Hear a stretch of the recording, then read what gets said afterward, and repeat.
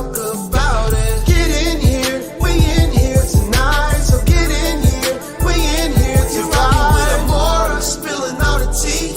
Coming to you live each day of the week. Come on, let's talk about it. Let's talk about it. What you waiting for? Come and take a seat. Like and subscribe, this is where you wanna be. Cause you know we gon' talk about it. Let's talk about it. Get in here, we in here tonight. So get in here, we in here to vibe.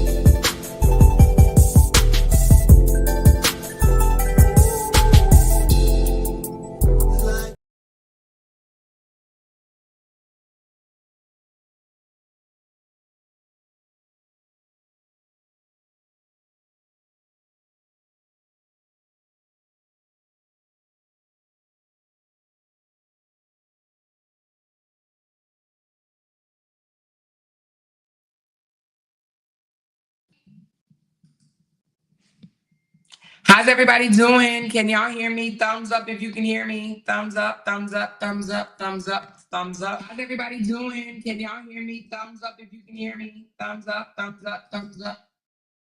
Sorry, I had my own video on over here. Okay, there we go. There we go. Oh, okay. I was just making sure I did not put down the all right. How's everybody doing? Can y'all hear me, beautiful people? It is your girl, Amora. Welcome back, welcome back, welcome back, welcome back. Hold on one second. Let me fix this. Let me fix this right quick. Ooh. My green screen is acting up. Hold on. It's giving off some okay, there you go. How's everybody doing? Welcome back, welcome back. Look, hit that thumbs up button. We are going to get into this. Now listen, it's going to be two parts to this because this video that we're about to break down is 2 hours long. Okay? Let me pull it up. Hold on.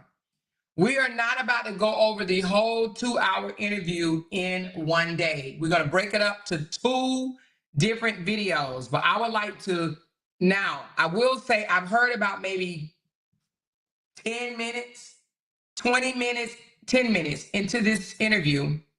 And then I stopped and I said, I want to have the interview together with you guys together. Okay, that's what we're going to do. We're going to go over this interview together so that we both, all of us, can get the same concept of what this young lady is saying. I'm trying to fix, it got my shirt looking kind of dizzy. Sorry, you guys, if it's hurting your eyes. Hold on, because, honey, y'all know I love some color. If y'all didn't know, now you know. I love color. Okay, love color. She said, the more I need that shirt. Girl, ain't it cute? I love it. I like African prints and stuff like that. Oh, right quick, before we get into this, let me just give you guys a little announcement that I am going to be doing. All right, let me just put this up right quick, and then we're going to get right back on to TD Jakes and Cora. I mean, well, her name is Cora, too. All right, look, let me give y'all a little of what I'm about to start doing. So, starting tomorrow, listen, let me tell y'all. Okay, first of all, starting tomorrow, I am going to start doing a daily chronicle blog about the sisters, Nancy and Cora. Not just talk about Cora, but I'm going to also talk about Nancy as well, because in my eyes, in my opinion, she is just as phenomenal as her sister. So I don't know if you guys are interested in that, but tune in if you are interested. It's going to be at 1 p.m. daily. I'm going to do it every day, Monday through Sunday, Monday through Monday. And I'm going to give an update. It's not going to be a long live, but maybe 30 minutes to an hour. I'm going to give an update. And let me explain why I'm doing this, okay?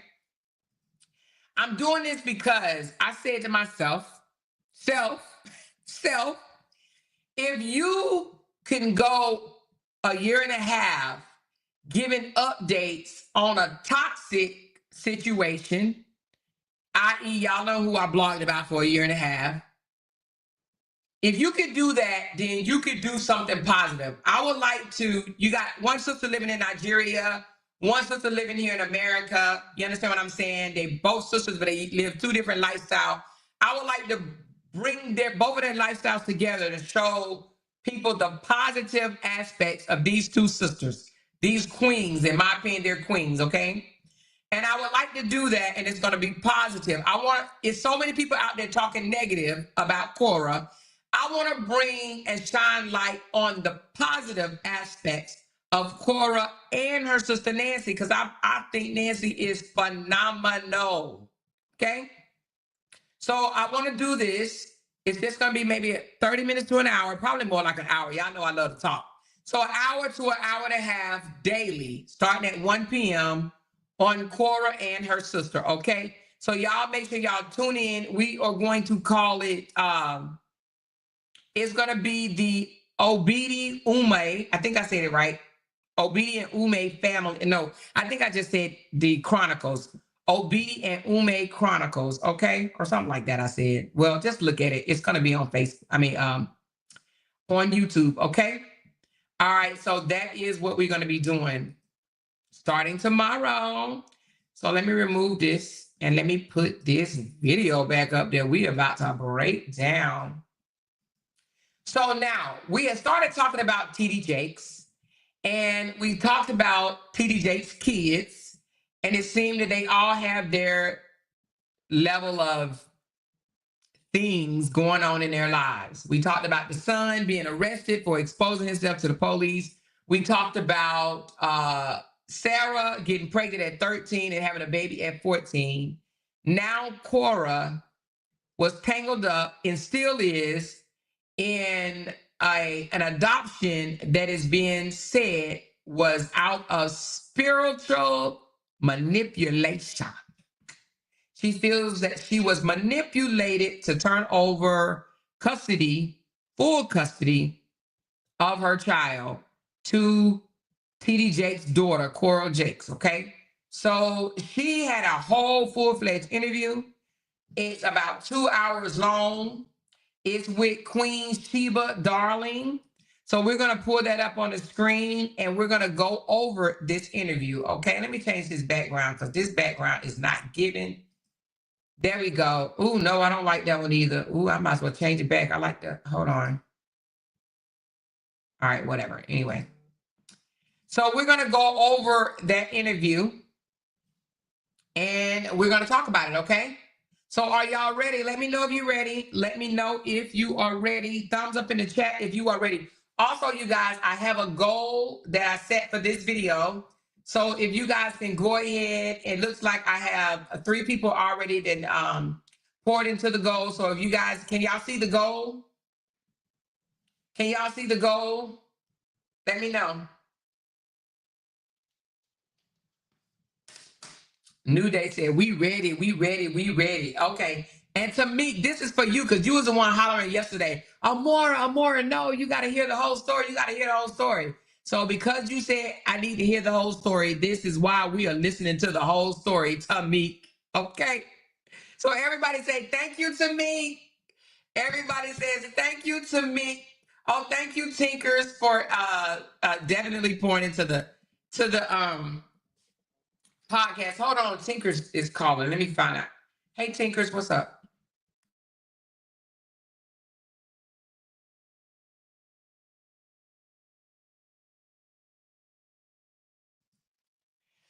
All right, thank you. She said, yes, I love the idea of elevating our fellow sisters. Yes, girl. Because if we can talk negative about somebody all day long, why can't we bring light and positivity to their lives? And that's what I'm going to do, bring light and positivity to their lives. Now, listen, let me just say this right quick. I don't know what this is, but I've noticed lately when I go back and look at my videos that it looks like I have a list. I don't know what that's all about.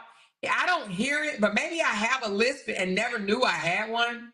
Because when I go back and listen to the videos, it definitely sounds like I have a list. It doesn't sound like it to me, but it sounds like it on the video. So I don't know if it's the video or if it's just me.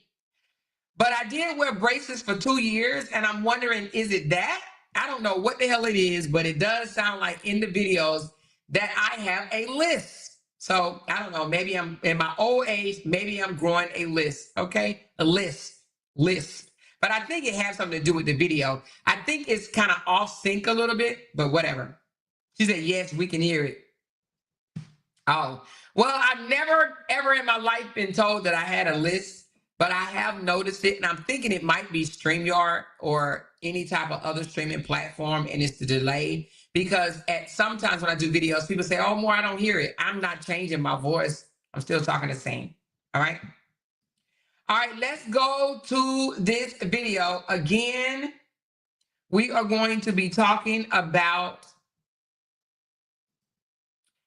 Cora Jakes, TD Jakes' daughter, adopting a son. Okay. The mama said she was manipulated into giving up custody of her child. Let's listen, okay?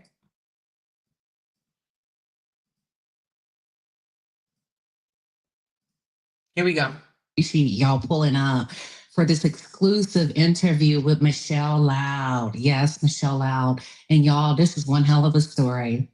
And, you know, as you know, in the palace, we advocate for women. And that's the only reason why I'm here today, because this story is so compelling. I'm going to risk it because it's worth the risk. And anytime there's a child involved, we got to get to the bottom of it. So today we are talking with Michelle Loud, the lady whose child was taken by TD Jakes' daughter, Cora. Jakes. Michelle, welcome. Thank you. Thank you for having me. Yes, no, thank you for coming. I know this is like, it's a lot. It's a lot for you to be able to come out and share your story. I know you're up against a lot. What made you come today? What made you show up today? I have to show up for my children, period. Okay. And my whole fight is showing them how to stand up for yourself and how to stand on truth, or how people say stand on business. I felt it was important and it was necessary. Okay. I'm showing up. And I'm sure there's a lot of women at home watching. Probably. All right. Welcome, kings and queens, because we are here today in the palace. We appreciate y'all pulling up for this exclusive, the power, the platform. And at any given moment, people could take you down, silence you. First of all, I just want to give you your flowers for holding a line for your child. And let me do some background before we jump right in, because I have a tendency to want to jump right in. How did you come to know Cora? We met when I was 10 or 12 years old. I'll probably say 10. We were visiting the church, and my aunt decided that she wanted to join the church. So that's something that I did not know, that they've been knowing each other ever since she was 10 years old. This young lady was 10 when she met Jake's daughter. I did not know that. I actually thought that they were like maybe high school or college friends, but they have been knowing each other for practically all her life. And how can you, let's go. Going to church, we went to new members orientation, and I met her there. That's when the tents were outside. And then, like a year or two later, we were visiting church still, but it was this lady by the name of Miss Jackson, and they were doing like some type of program. I want to say it was the Easter program. I can't really remember. I want to say it was Easter. I know Beverly Crawford was a singer in the play. Okay. And they needed dancers. Mm-hmm. So somehow my mama worked it that I was able to dance at the Potter's house before we was a member. And shortly after that, we joined. I met Cora again in new members orientation. The Sunday we joined, and we just was friends since then.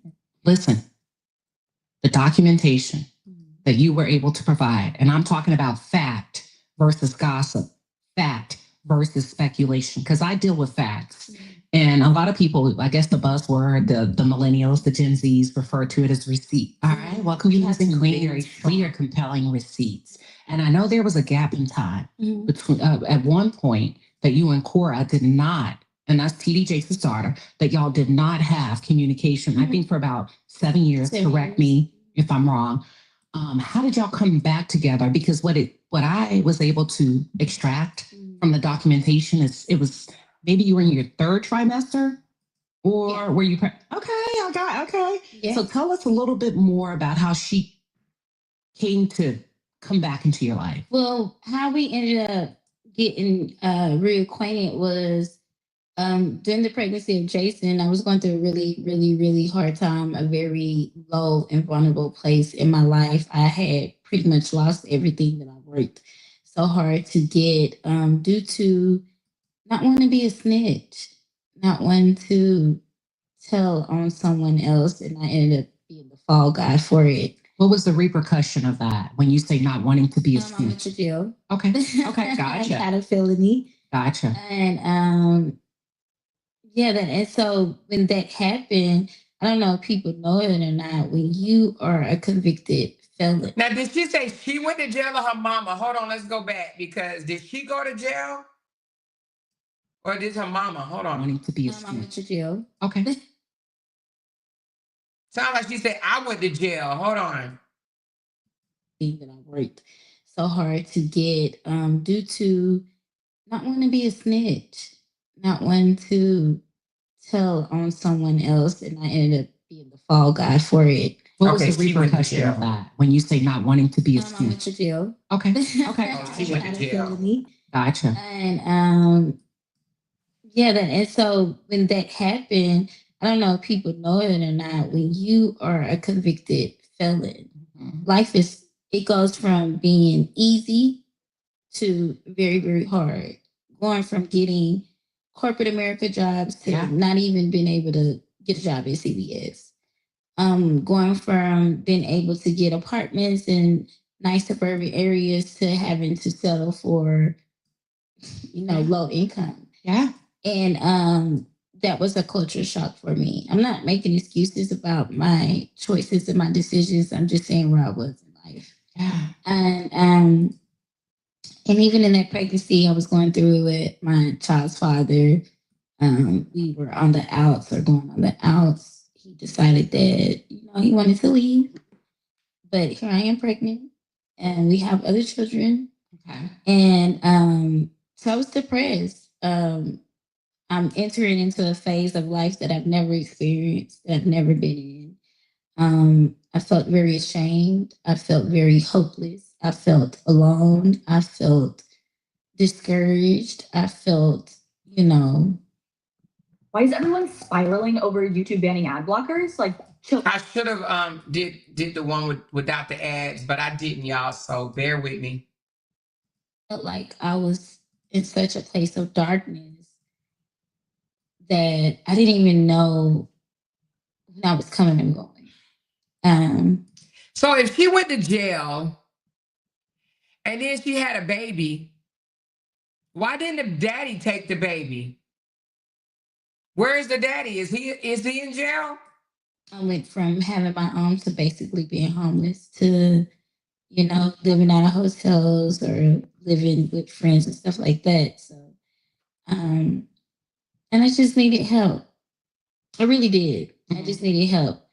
And how we got reacquainted was I ended up moving back to the Dallas Fort Worth area. I don't want to say exactly where in Dallas Fort Worth. No, you don't. You look for safety reasons. Yes, absolutely. Yeah. So I moved back to the Dallas Fort Worth area, and when I moved back, I moved in with my sister originally. So I moved back with her, and then time goes, I'm getting bigger and bigger. Then I guess me and my the baby's growing. The baby's growing. Yeah. But I'm so shameful in this pregnancy. I don't want to be pregnant because of shame. People that know me personally know that I have a calling and I have a gift. And I have favor and anointing on my life. So to see myself with 4 children, single, out of wedlock, mentally took a toll on me. And was this, just so that I can clarify, was this mental shame? I mean, not in conjunction with mental, spiritual shame? Both. Oh, okay. Thank you. Both. Because I'm a church girl. Yeah. I grew up in the church. I didn't just grow up at the Pirate's house. I grew up in church. Like my mom gave her life to Christ when I was pregnant in her belly. So when I literally grew up in church. So I'm a church girl. So it was more shameful than She a church girl. I'm not judging. Let me put my disclaimer up. Oh, my disclaimer is going across the bottom. Basically, what I say out of my mouth is based on my opinion and my opinion only. She a church girl that had 4 kids out of wedlock. Where's her daddy? Where's her mama? Where are the kids' daddies? my first pregnancy. Wow. And during this, let me just say this, because you touched on depression, and I don't think we do it enough when it comes to Black women and the numbers, the droves of Black women that often score off the scale when it comes to anxiety, stress, depression, that suffer in silence, and the things that people don't know, that we don't talk about, and we put on our faces and we go out and we stand strong. But on the inside, we are crumbling. And it sounds like that when you and Cora reunited, you were in a very tough spot, mentally, physically, and emotionally. Spiritually as well. How were you able, did you contact her? Did she contact you? I went to the church picnic Pimp, I'm gonna put a pin right. Because Tamika, I wanted to do it together. Prior to going to the church picnic, we have a mutual friend named Ashley. Ashley and Cora were still cool, even though me and Cora were not cool. Why were y'all not cool? Just Because she was a liar. oh, okay. See, this is before she was a master manipulator. She was a big liar. And she used to lie on me and Ashley and other friends all the time. I'm picking up some vibes, you guys, that I'm going to discuss a little bit later, but I'm definitely picking up some vibes from this young lady. I need you guys to pay close attention to some of the words that she's saying. She literally just said that the reason why her and Cora wasn't close and that they had a big gap in their friendship is because she was a liar. She said she was a liar before she became a manipulator. I want you guys to remember that, okay? When she was the one actually doing the dirt, doing the mess. Exactly, Teresa. To her parents to cover her, but in return, it would make us look bad. Gotcha. Right. As the kids on the preacher's kids, you're her friends and a bad influence. Is that am I getting it right? We were the bad, although the difference between her and us is our mamas actually believed and enforced hope and inspiration is what I like to call it. Gotcha. If y'all know what that is, put two and two together. Spirit of rise for the child. So our parents wasn't doing that. And so So basically she's saying TD Jakes' family was beating the shit out of them, you know? She said her mama didn't do the spare the rod, spoil the child. So she's basically saying that TD Jakes and I don't even know the mama name, but whatever the wife name, Sharita, I think it is. Sharita and TD Jakes was whooping their kids. Okay. Fear in my household. I'm not doing half the craziness that y'all doing. Now I'll be your friend. I'll be your ride or die. I'll go with you, but I'm not doing it. You know, and she would make it as though we were the ones who were doing it. And it's like, no, this was your plan. This was your idea. This is what you wanted to do. We just brought it along so you wouldn't be by yourself doing it, you know? And it was easy. Let me just from the outside looking in, I would think if I were a member of the church of the Potter's House, which TD Jakes is the minister. For me, if I were a member of the church, I would easily believe, according to what you're sharing, that it probably was y'all versus the PK, the preacher's kids, the preacher's kids. So there was a little bit of history to the friendship. So basically she's saying that they would get in trouble, but it would be TD Jakes' daughter's idea. But she took the fall for it or whatever because, I don't know, because TD Jakes done whooped their kids. That's what I'm getting from it, okay? And her parents didn't whoop her. Knowing her my whole entire life. Wait a minute now. Yes, of course. So the mutual friend Ashley, who is still my friend to this day, you know, during the course of me being pregnant, I because my mind was in such disarray, it was certain things that I would share to her and express to her, and maybe Cora would, you know, probably ask how I was doing and stuff like that. So she would then share, you know, she's pregnant, she's not dealing with it well, she doesn't want to be pregnant. And I believe Cora took me saying that I don't want to be pregnant and equated to me saying I don't want my baby. And those are two different. What gave you that impression? Just looking back in hindsight, how she moved, how she, you know, went about manipulating me, went about coercing me, went about putting me under duress, how she moved, the things that she said, the things that she did, and then how she tried to put God in it. I saw that from some very detailed documentation. And like I said, I'm an advocate for women, but at the same time, we have to have facts in order to come. And you had your facts and your documentation, right? We're talking black and white, was so substantial. Because she did it. I saw in writing from Cora to you that this was God's will for both you and her to be the mother of your child. Why do you feel like that she felt like it was God's will for her to be a mother to your child, in addition to you being a biological mama? Because she's obsessed with having children. And it's not children, she's obsessed with having a baby.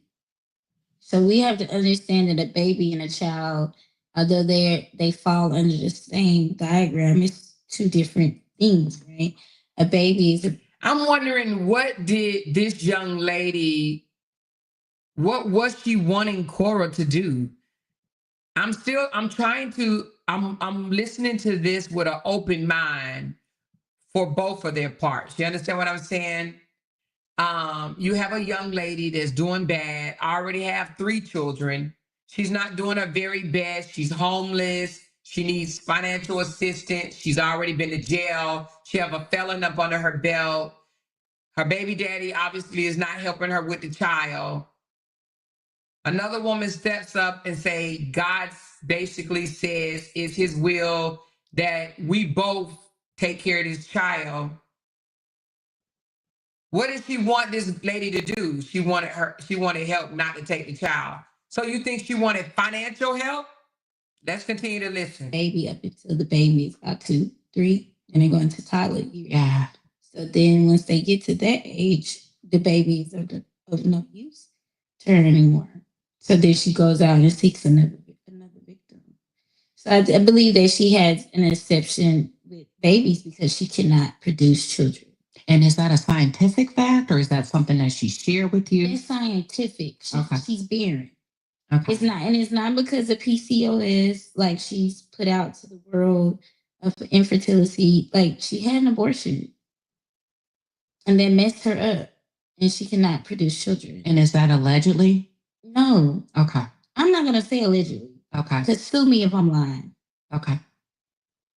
And we know some women do have issues with infertility, and that's one thing. But it's another thing to position, and as the streets would say, finesse another woman out of her baby. Do you feel like you were finessed out of your baby? I feel like I was finessed. I know that I was spiritually manipulated and coerced and put under duress. I know that I was forced. But to circle back to how we reacquainted. Okay. We went to a the church event, church picnic, and I know this one, it was around Easter time. And because of the exchanges of conversation between Ashley and Cora already knew before we reacquainted that how I was feeling about this particular pregnancy. That you were depressed? Mm-hmm. Just in a sunken place. Mm-hmm. In a place that you felt shame. Mm-hmm. Spiritually. I didn't want to be pregnant. You did not want to be pregnant. I did not want to be pregnant. It's a lot of women that get pregnant. And I just want to clarify, just in case anybody tries to backdoor this conversation. Mm-hmm. This was your first pregnancy? It's my 4th. That was your 4th, because I want to make sure we put it all out there. It was my 4th pregnancy. Okay. I did not want to be pregnant. And I'm not ashamed to say that. It's a lot of women that get pregnant that don't want to be pregnant. It does not mean that I don't want my baby. Yes. It does not mean that I don't want to raise my child. It does not mean that I'm not capable of doing it. That just means like right now, pregnant, like that's a lot.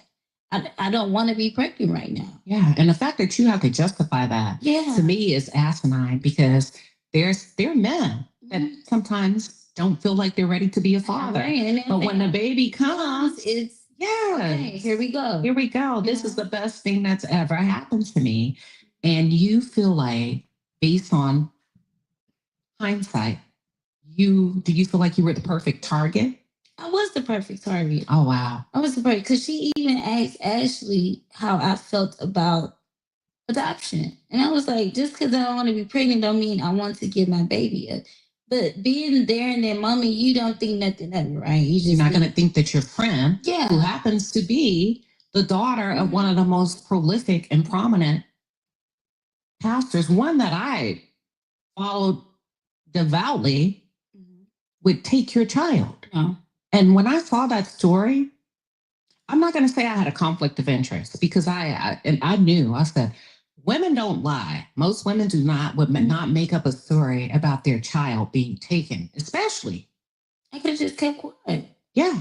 Or not even kept quiet because I've been speaking. I didn't have to put a name on it. Or accepted money. Or Because accepted money. I saw in your communication with Cora, there was a mention of Cora offering you money for your child. Is that true? Yeah, she did.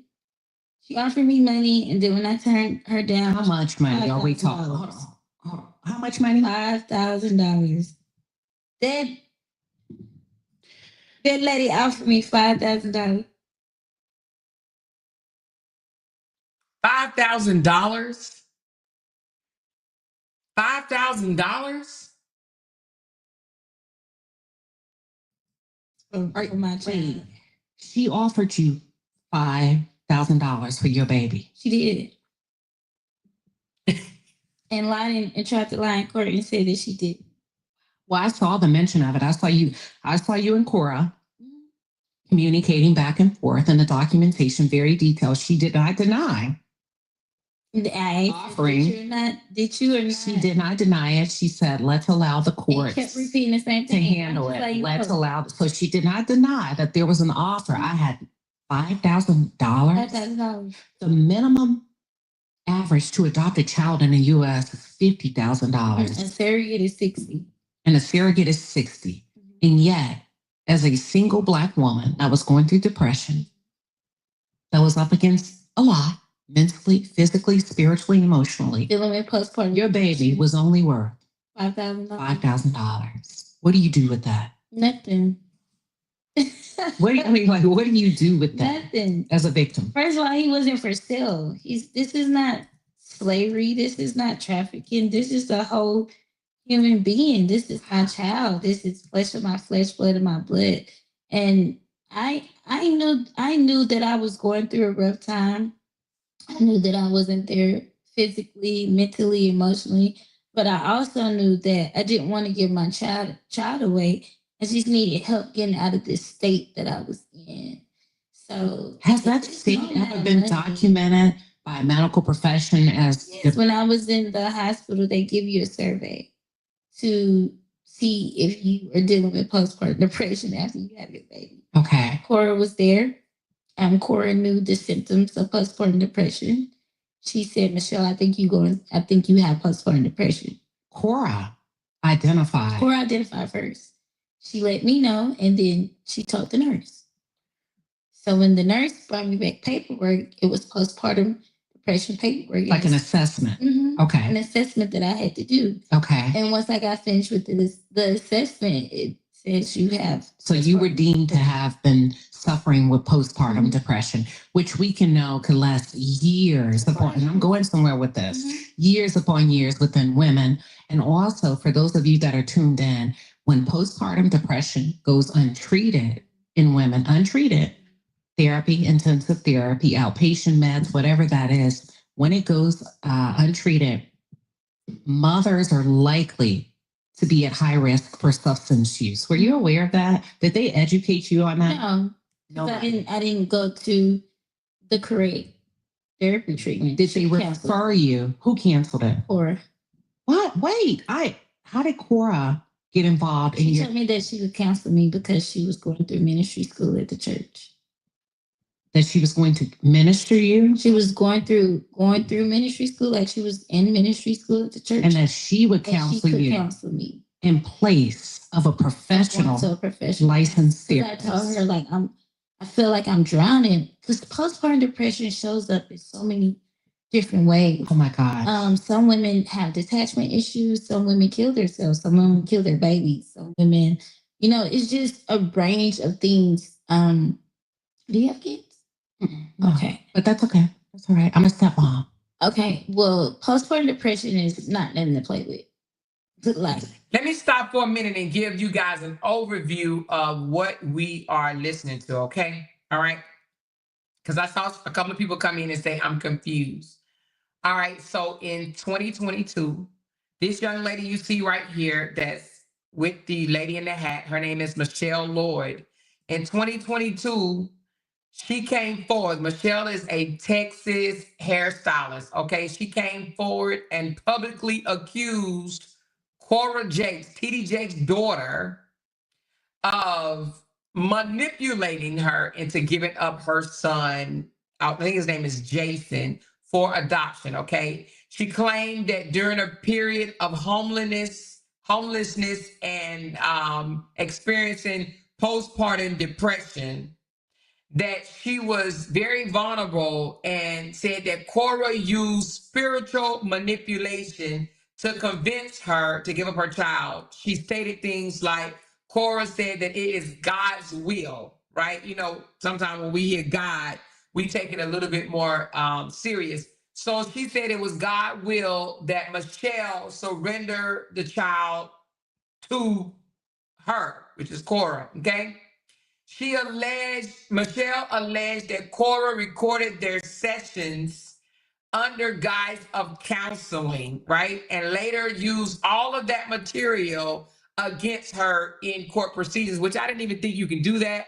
But however, maybe Michelle said some things in the midst of the counseling that Cora used in courts to gain custody of the child. Okay. But in response to Michelle's outrage about trying to out Cora, a spokesperson from the Jakes family refuted all allegations, describing them as slander attempts to smear Cora Jakes' name.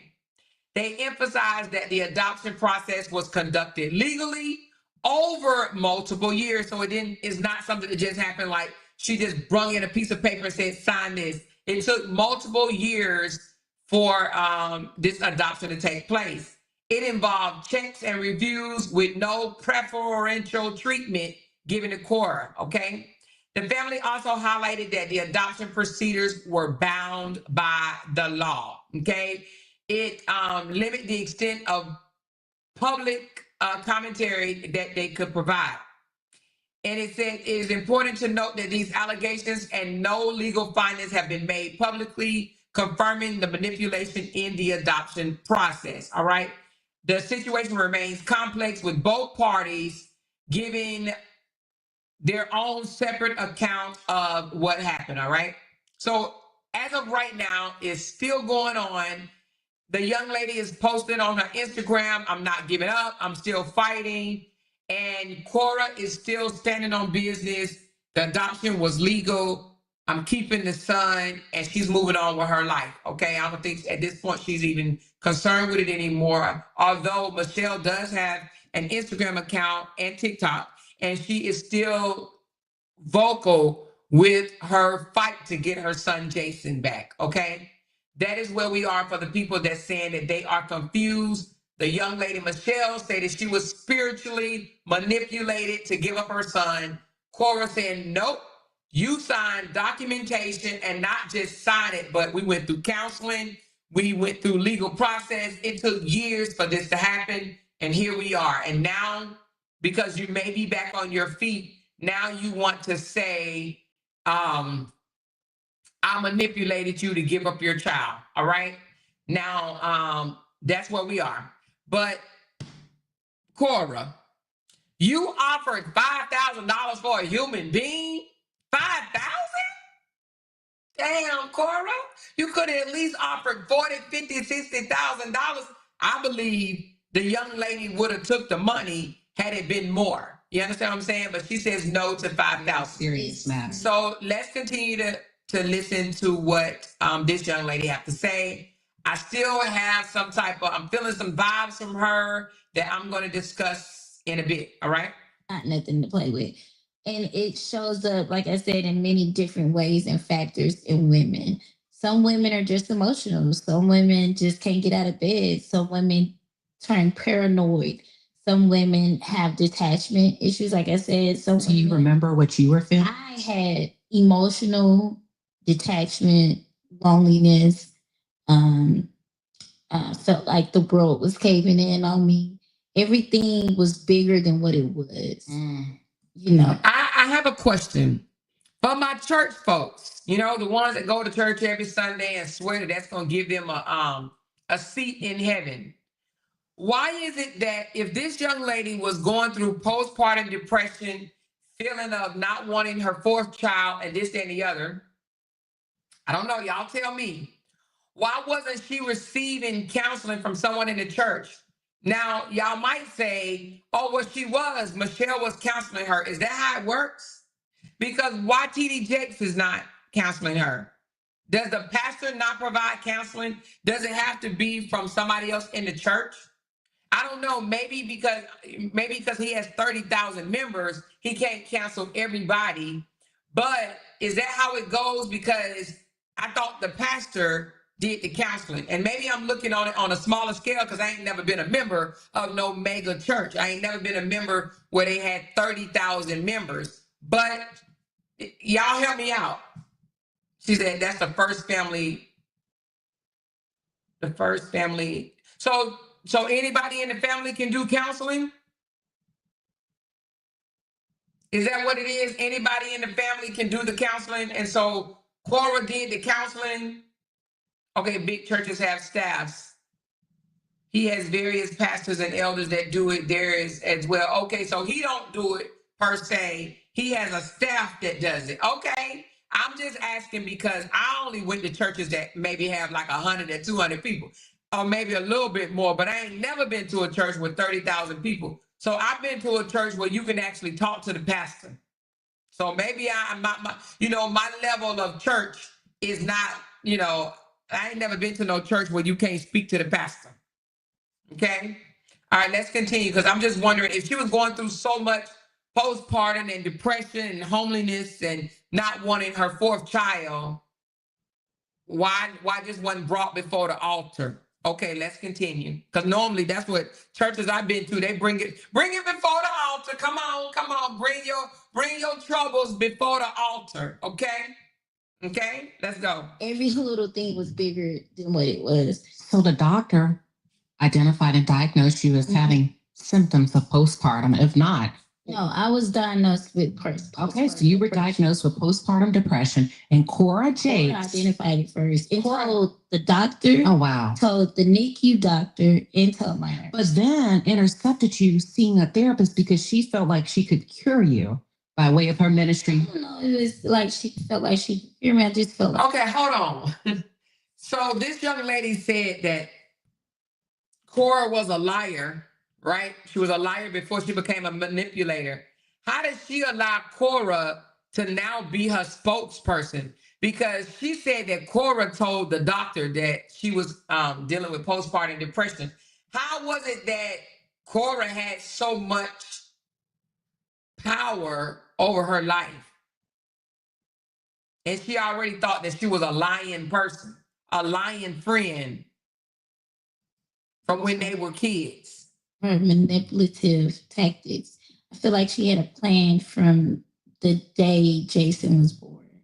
Right, because that's what I'm trying to get to, because if she identified it within you and the doctor said, yeah, you are, and they give you a diagnosis, a good friend would want you to get help, but instead she offered to minister to you. And did not offer those to counsel, not minister. Counsel is the difference.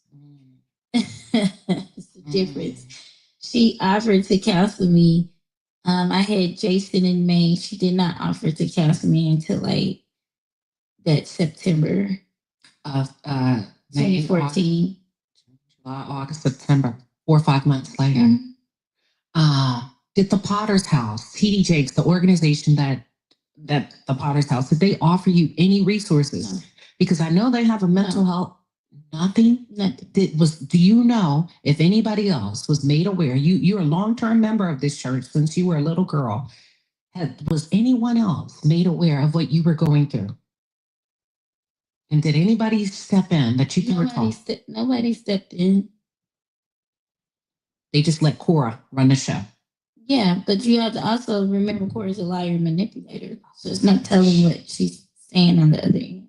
Would it be fair to say a lot of details were kept away from the Potter's House? I believe so. You believe so? Did any of her parents ever make contact with you during this big ordeal? How is it that Cora Jakes, daughter of TD Jakes, I'm sure if her daddy rich, she rich. How is this girl homeless? How can you be homeless and need resources and you got a rich friend? Is that possible? Because if I'm rich, ain't no damn way my friend is homeless. Am I missing something here? How are you a friend of a rich kid and you homeless? Are we missing that? Somebody said it's very possible. How? Please explain. How is it possible that I'm a friend of a rich person and I'm homeless?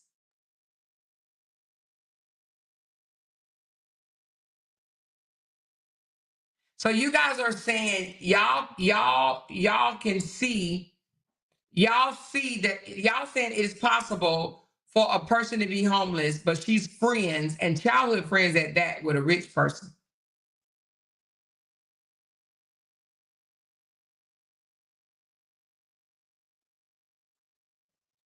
Okay. If I was rich, ain't no way, not somebody I've been knowing since I was 10 years old. And if we cool like that, nah. If we talking on a daily basis and you know I'm homeless, I'm going to feel away. Okay, let's continue. I'm sorry, this is very disturbing. No. I'm gonna call a spade a spade. No. And they knew that Cora was helping me with Jason because Jason would be at the church. Jason would come over to Bishop's house. So they Were you invited over to the house when your child was there? Were you allowed to go, or just your son? I probably could have went. Okay. I didn't go because of history. Got it. Okay. Yeah. Did you ever have any conversations with either one of the parents, TD Jakes or Sarita Jakes, about your child or what Cora was doing to you? Okay, gotcha. No. Yeah. No. You know, a narcissist and a abuser isolates you. And you feel like Cora is an abuser?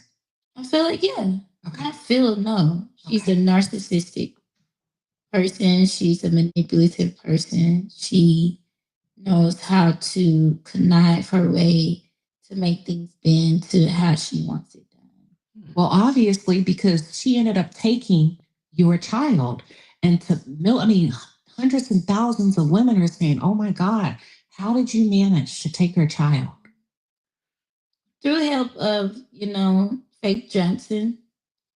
Who is Faith Johnson? Johnson used to be a judge, and we want to say allegedly. It's not allegedly. You can say allegedly. I'm gonna say allegedly. Show. Okay, I'm gonna say allegedly. But I'm not saying allegedly. Okay, you can speak to your experience. Tell me what happened. And I have documented proof. You don't have to talk about everything, but if people say, "What proof do you have that you feel like this judge helped this family?" She's on the paperwork. Oh, wow. I have paperwork with her name on it. Okay.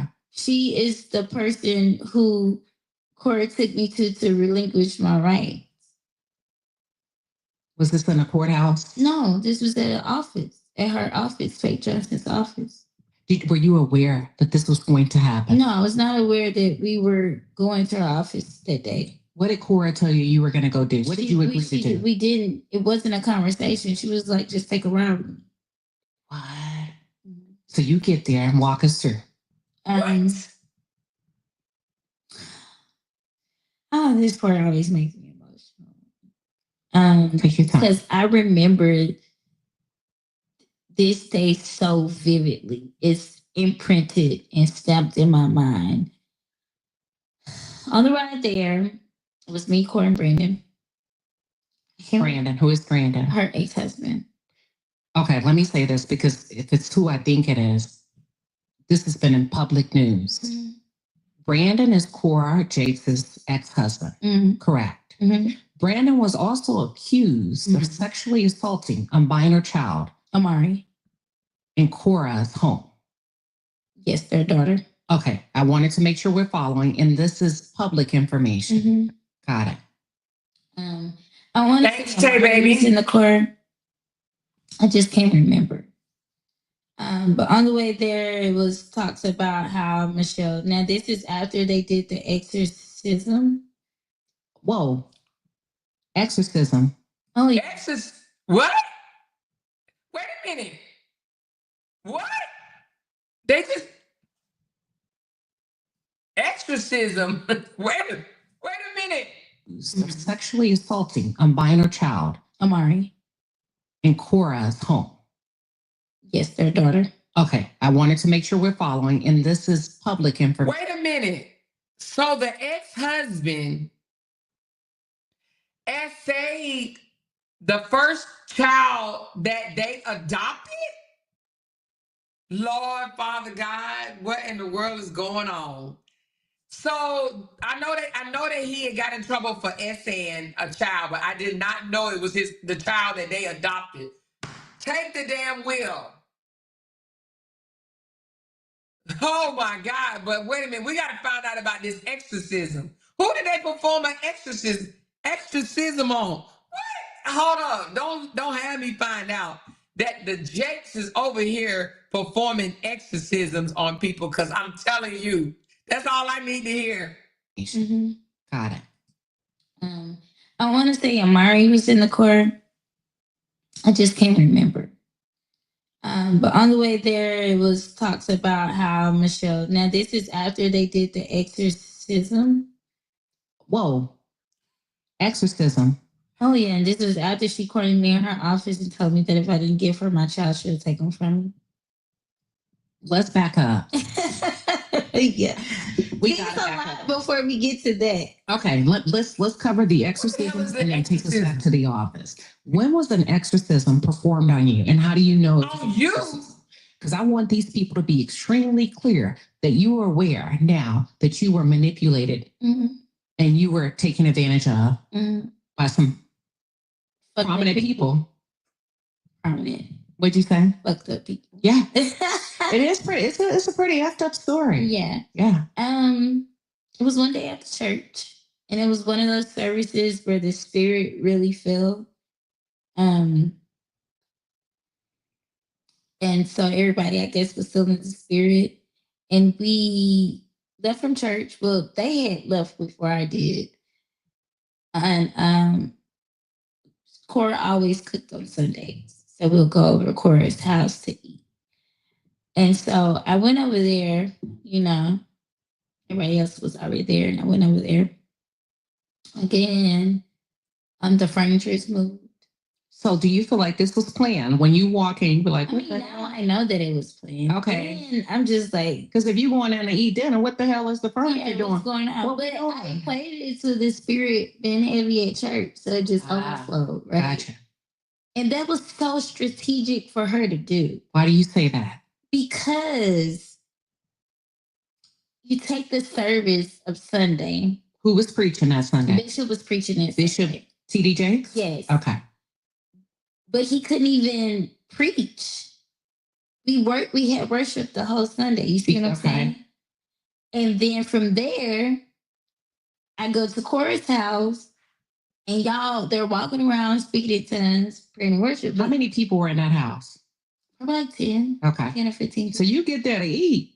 Yeah, I'm thinking we coming to eat, we just settle down, I'm not in the Inner circle? no, I'm not in the worship. You're done. You don't like it where it was. So you ready to eat. Yeah, I'm ready to mingle and eat. I would be ready to eat too. Yeah. So I pull up, I come in, the furniture is moved. People are walking around speaking in tongues, clapping their hands, and I'm just looking like, okay, what's going on? I'm in there now, so you got to go with it. Gotta go in. Candles are lit. They have candles lit. Almost a feel of a seance. Very rich, crafty. And so I come in, and Cora is there ushering me in. So they had this plan for me. It wasn't for anybody else. This was for me. She brought down a prophet by the name of I don't know if she's a prophet or a false prophet. Galena White from Chicago, Illinois. And This is crazy. they brought me to the middle of the circle. They were walking around me, and I believe Shema Kitchen was there, Brittany Hall was there, this lady by the name of Tiara was there, Mama Bernice was there, Brandon's mom, but she was there, but she wasn't out there. She was in the home, but she wasn't a part of the. And let me ask you this before you go any further. Of all the people in the room, could we assume that they had good intentions or maybe somebody did not know? Yeah. Okay, keep going. Yeah. I really feel like nobody really knew what Cora was actually doing. Got it. But once y'all knew, y'all still stood beside her. So in that And that's moment, why I hold y'all accountable. maybe they didn't know. They were just supporting her. But your thing is once you caught on, if you caught on, when you claim, You knew. and when Because you you know, knew, how if we're going to court fighting, oh, you know. I don't care what she tried to tell you before now. I don't care what she tried to show you. Common sense gonna take. I want to get back to the exorcist, the exorcism. Do they do this? They bring you to the house and light candles and put you in the middle. What are they doing? Praying for you? Are they laying you on a table and your body rise to the top? Like what? What did they do to her? I need her to go back a little bit. Because all of your friends, all of Cora's friends are mothers. See, that's the thing too. It's not one friend that Cora has that's not a mother. Not one. all our mother. All are mothers outside of Courtney. And Courtney is more Sarah's friend than she is Cora's. And this happened at Cora's house or PD Jake's house, or did they live together? I think she said it happened at Cora's house because Cora cooked every Sunday, or always cooked, or something like that. I don't know if she cooked every Sunday or cooked every day. But if did it happen at Cora's house or TD Jake's house with the candles lit and the putting somebody in the middle of a circle? But everybody else making people like is this. Mothers. Everybody has children. Why do you think so Of many Cora's black house women would sit back and not, would sit back and watch this take place and not step in? She said, I hear the thumbs As a up, just judge, supporting. as a Thank you, sister. Niecy. Do you think it's because of the weight of the name, TD Jakes' daughter, or do you think it's just a conditioning of the church? I think it's 3 components. Okay. And I believe it's those 2. But I also believe that I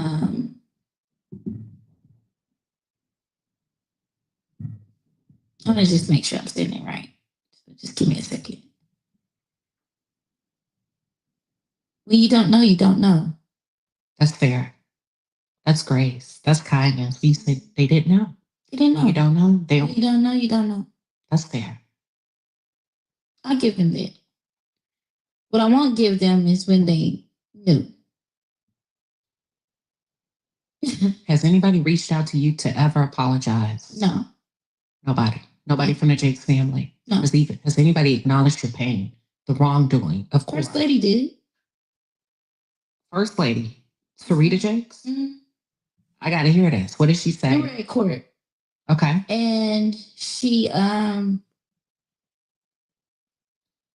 this was after the mistrial. We went to trial twice. Mind you, I still have a gag order, but I don't care. You're under. Wait. Yeah, the case is sealed. I'm not supposed to be talking about it. Okay. But this is how much I don't give a fuck. But you have to tell people why, because you're fighting for who? Because I'm fighting for my son. I'm fighting for my legacy. I'm fighting for my seed. I'm fighting for my child. I'm fighting for my flesh, my blood, my DNA, what came from me. And it's no court or no person that's going to make me be quiet about it. Sue me. Sue me. You know you can't, because if you do, it's going to open up a can of worms. So it's best to. Okay, so I wonder, is adoption normally closed? I think it's an option. If you have an open adoption or a closed adoption. So I think they just chose a closed adoption. But I'm just wondering, give her a gag order for what? What do they not want her to tell? When you start issuing gag orders, in my opinion, you have something to hide. You don't want something to come out. If you really pay attention, people want you to hush because they don't want something to come out. So that gag order concerns me, you guys. I'm gonna just let her talk, not knowing that it's getting bigger and bigger. Sue me. I don't care about gag order. You also got me on an NDA. I don't care about none of that. My son is more important than a gag or an NDA. Other women who are experiencing, who have gone through what I'm going through, maybe not on this magnitude, but with the justice system, CPS, other family members that's taking their child, that's more important than me respecting a gag order. I'm not going to respect something I was forced to do or coerced. And when somebody say, either you give me your child or I'm going to take him from you, that's concerning as well. And I wonder, does she have proof of that? You know what I'm saying? If you give me your son or I'm going to take him from you, it had to be something. This is what I'm thinking, you guys. It had to be something that this young lady told Cora during one of their sessions, whether I'm going to unalive myself and unalive the kid, I'm going to get rid of the kid, I don't want this baby, I'm going to leave this baby here, I'm going to leave this baby there, I'm going to get a baby up. She said something in that counseling that Cora has used against her, and I'm beginning to believe that it may have been something out of duress that she said, and that is why Cora said, you give me the baby or I'm going to take him from you. It had to be. It had to have been something that she said, you know? occurred. Manipulated. From the judges to the lawyers, everything, But back to the people that were there, the spiritual ritual, exorcism, whatever people want to call it. I don't know. I just know it happened, and it happened to me. It's absolutely the weight. It's the friendship, the history, who it is. Yeah. And because they don't know. And also, if I'm being manipulated, you don't think they're being manipulated or they That's were true. being manipulated? Man, I know recently your home was ramshacked. Yeah. Tore up. I read about that on a And huge it's a pending investigation on it. right now. Absolutely. I absolutely filed a police report. Was your door kicked in My or door- did they come in by? I have pictures of footprints on my door. So you can literally see that somebody was kicking my door. My wood panel on the inside is cracked. The What? rubber is tore. When I say rubber, with I don't know what it's called. Just the ceiling of the door. We're Yeah, not it's the rubber handyman. ceiling. So Yeah, I'm not yeah, saying yeah. that's not my forte. I'm a mom. So that's scary in and of itself. Mhm. A mother of three, of four, five, a mother of Mhm. five, single mom. Mhm. And to me, Well, I don't know if I'm a single mom. I don't have deadbeat fathers. I don't have deadbeat okay, daddies. I love a it. single mom in the sense of all my children stay with me. Okay, Not a single mom in the sense of I'm taking care of them by myself. okay. Thank you for clarifying. I love it. Yes, giving those men credit. I like the way she did clarify that. But come on, so she had another baby after Jason? Damn, Michelle. But kicked her door in. So she seems to think that the Jake family sent some goons to her house. This is crazy. Yes, absolutely, because they do what they're supposed to do and more. I don't have a problem. Yeah. I don't have an issue if I tell them Where was baby daddy number 4? Because, okay, in an adoption, don't the mother and the father have to sign off on the child? I didn't think just a mom that couldn't take care of her child or was dealing with some type of mental issue at the time, postpartum depression or whatever the case may be. Don't the father has a say? Don't the father have to step up and say, yes, I give up my rights as well? It has to be both parents, not just one parent can be like, here you go, here's the child. So did the father relinquish his rights first? Or does she not know who the father is? The dad hasn't signed over his rights. Cora doesn't know who he is according to Michelle. Does Michelle know who the daddy is? Both parents have to sign off to give up their rights. That's also okay. So open book. So you saying that she knows who the daddy is, right? All right. So if Michelle knows who the daddy is, did the courts not ask the father for his say in the matter? I thought the father, in an adoption, the father has to be able to say yes or no. Both parents have to sign or give up their rights. I thought so. I did too. And then it said the father doesn't always have to sign. What?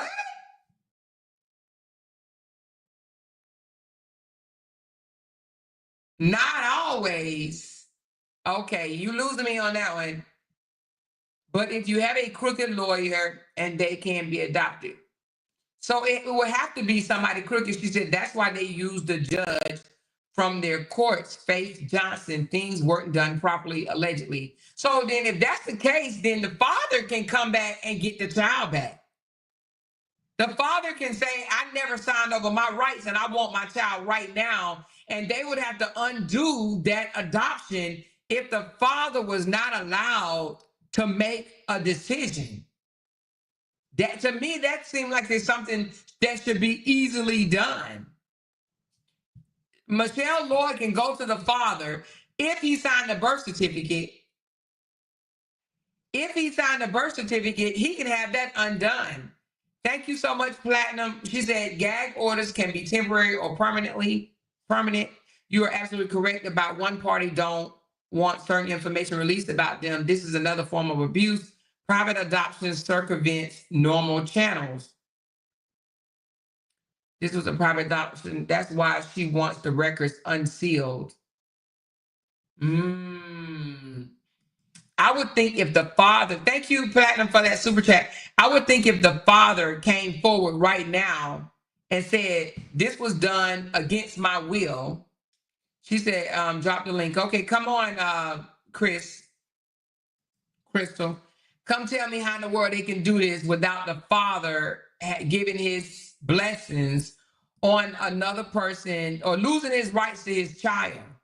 Okay?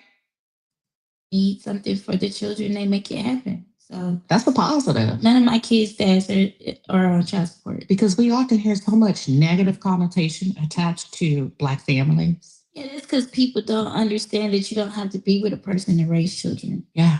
But you understand that ideology that I do not have to be with you to raise children. Once you understand that we're always going to be a family, no matter if we're together or not, because we share blood, we share DNA. It makes the process smoother. Once you get out of the space of being worried about what they doing, who they with, and how they doing it, you know. Because at the end of the day, it's not about it's about the children. It was healthy co-parenting. Healthy co-parenting. Yeah. So listen, recently her home has been ramshacked. I saw that outside of speaking with you. I was very concerned for your safety. And I'm not gonna lie, like I couldn't help but to think the worst. Like, are these people after this girl from Okay, so we have who on the channel? Okay, Crystal. All right, so I see you, Crystal. I'm gonna bring you up, but also the son, Jason, is now 10 years old. And hold on, let me see. Hold on. Hey, Crystal, can you hear me? Yes, I can hear you. I can hear you. Hold on one second. He's been with Cora since 2014. So also Cora was present at the birth. And after 1 year of legal proceedings, she adopted him. So Cora was there at the birth. Right? Hey, Crystal, what you got to add, baby? Is there an echo, you guys? Let me know if there's an echo. Can you hear me? I can hear you. Let me just see if there is an echo. so I know whether to put mine on mute. Is there an echo, you guys? Just say yes and echo or no is not an echo.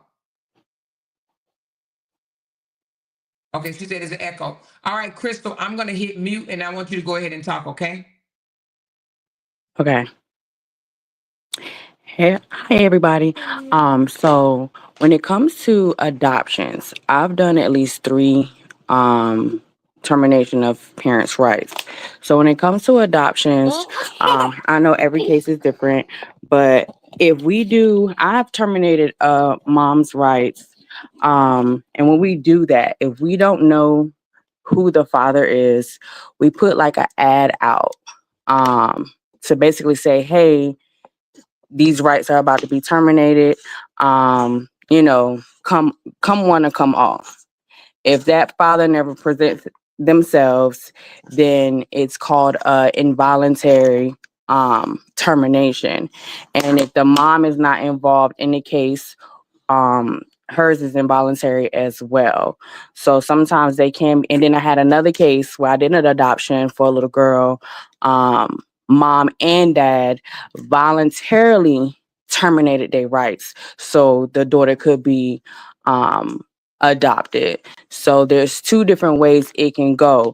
Now, in this particular case, if she knew or didn't know who the father was at that time, and they did the adoption and went through the court services and did all the proper protocols, if that father did not step up, once the mom's rights are terminated, the father's rights are terminated too. And when adoption is final, if they get to the adoption, granted, if they're in the process and it's not final yet, yes, the father can petition to get the child. However, if the adoption is finalized and the ink on the paper is sealed, there's nothing the father can do. Because at that time, they can change the baby's name, they can do all sorts of stuff. So once the adoption is finalized, there's really nothing you can do. You have no legal rights to that child anymore. So that's all I have. All right, so hold on one second, Crystal. Let me put yours on mute until.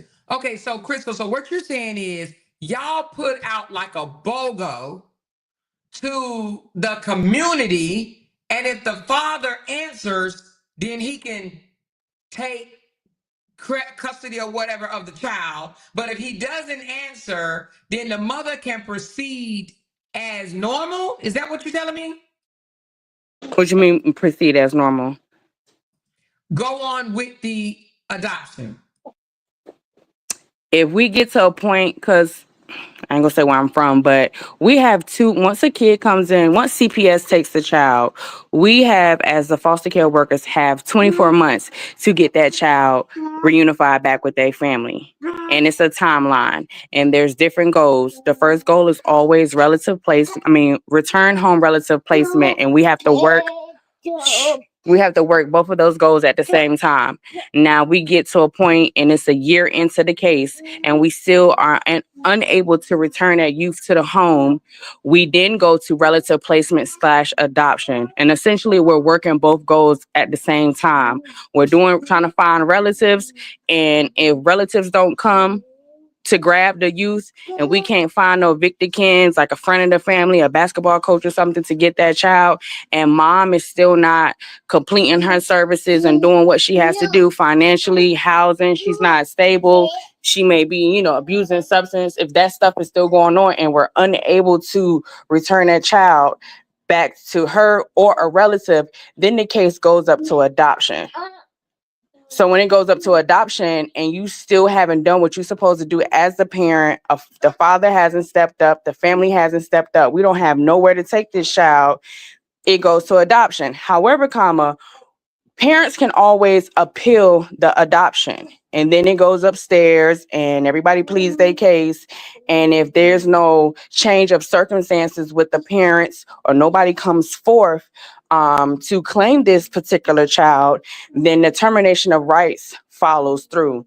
And once it follows through and this kid has been adopted by whatever family that wanted to adopt this child, it's over with.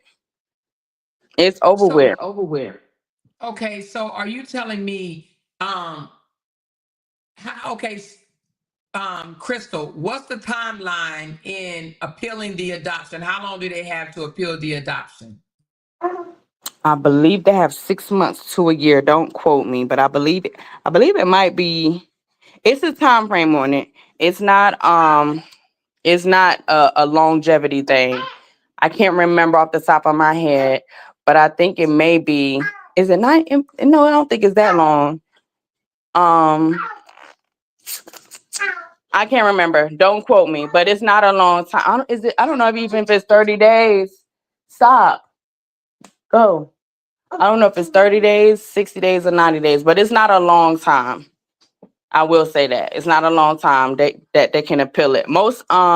I've been in most instances where they appeal it like soon as we leave court, they go upstairs and they do an appeal. So most people do it right away. Okay, so another question. I just looked up and it looks like Cora had the baby from birth. So if Cora was the mama to the baby from birth, she took the baby from the hospital and she cared for the baby for a year before the adoption went final or whatever. I'm trying to figure out what is Michelle's argument if she was already caring for the baby like it was her own. So what happens is, sorry, these two kids. So I have a particular case like that, where the child went home shortly after the child was, well, not went home, the child went to a foster care placement shortly after, probably a couple of weeks after mom gave birth. In an instance like with Cora, if that child went home with the young lady after she had that baby, that means she wasn't in a place to take that baby. And being that in that particular situation, the child did not come into foster care because she had a friend of a family to get the baby. If she would have not had anybody to come get that baby and she was feeling suicidal and didn't want the baby and she was having all of those thoughts that she was having, at that point, the hospital has a responsibility to contact social services because they have a duty, to report. And the baby would have went into foster care. So she was fortunate to have somebody to actually come get the baby. And whatever conversation she had from the time she left the hospital till they got to the adoption, in order for the judge, in most cases, I don't know how with this cases, in most cases, in order for them to get to the point of adoption, they had to see this mom unfit and awarded custody and adoption to this said person. And you have to sign a lot of documentation to get through this process. It's not an easy process. It's a very long process. Okay, so through the process, okay, because I'm reading where it says it took a year, right? It took a year for the adoption to take place.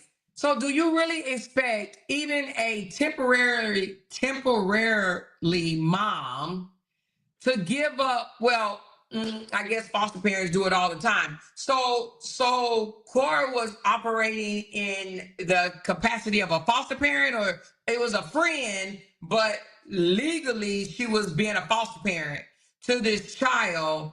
And then as the adoption process happened, and then all of a sudden she got the child, and then 8 years later, because it looks like the girl came out in 2002,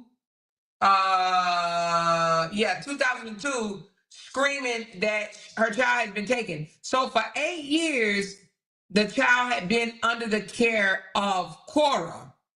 Not just the care, but had been even adopted, because the baby was born in 2014, and in 2015, the adoption took place. But she had the child from the hospital. She took the child home from the hospital.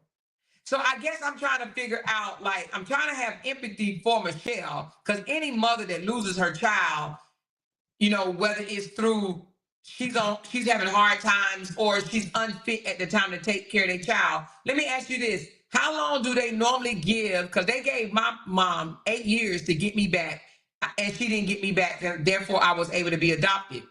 How long do they give? You said 2 years, right? They give 2 years. Timeline norm the timeline is normally 2 years. However, we do have some cases. Every case is different. So if they gave your mom 8 years, that means your mom, allegedly had to been trying. So there's been cases where they've had 3 episodes of foster care. They had an episode in 2023. They had maybe an episode in March of 2024, and now they got a new episode. So if you're a trying mom and the courts, un some courts do favor parents, and I have seen it where if you're a trying mom and they know for a fact that they seen you do great things and they know you're trying, they will work with you. The courts don't like to terminate parental rights. They don't like to see, they do like to see kids go through adoption, but that's like the last choice. We are like pro-choice. We want the kids to go back home with their parents, and we try our hardest to get them there. But in some circumstances, we don't really have a choice due to, the facts of no change in circumstances with the parents. And with this particular situation, if she had the kid 8 years prior to adoption, that says a lot, because what was the mom doing in them 8 years that the lady had her child? Was she not, doing services or not? Now, this particular case, she did not have the child for 8 years. She only had the child for a year. However, Open Book says that Michelle is her friend. She knows Michelle. And she said Cora can't legally adopt allegedly. So this is a way that she tries to get the children. The daughter's mom, because Cora's first daughter, Amari, I think that's her name is Amari. She was adopted as well. And Open Book is saying that child's mother was allegedly deported. She also said that, let me get back to your other comment because I find it interesting. She said Michelle was with Cora and her child. So wait a minute, hold on. You mean to tell me that Michelle was living with Cora and the son? Is that what I'm being told?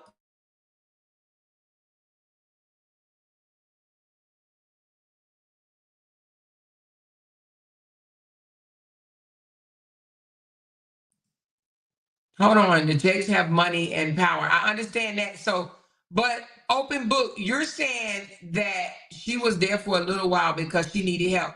Okay, so where was her other children while she was there? If she was living with Cora and the baby was there after the hospital, she was living with Cora. Where was her other kids living?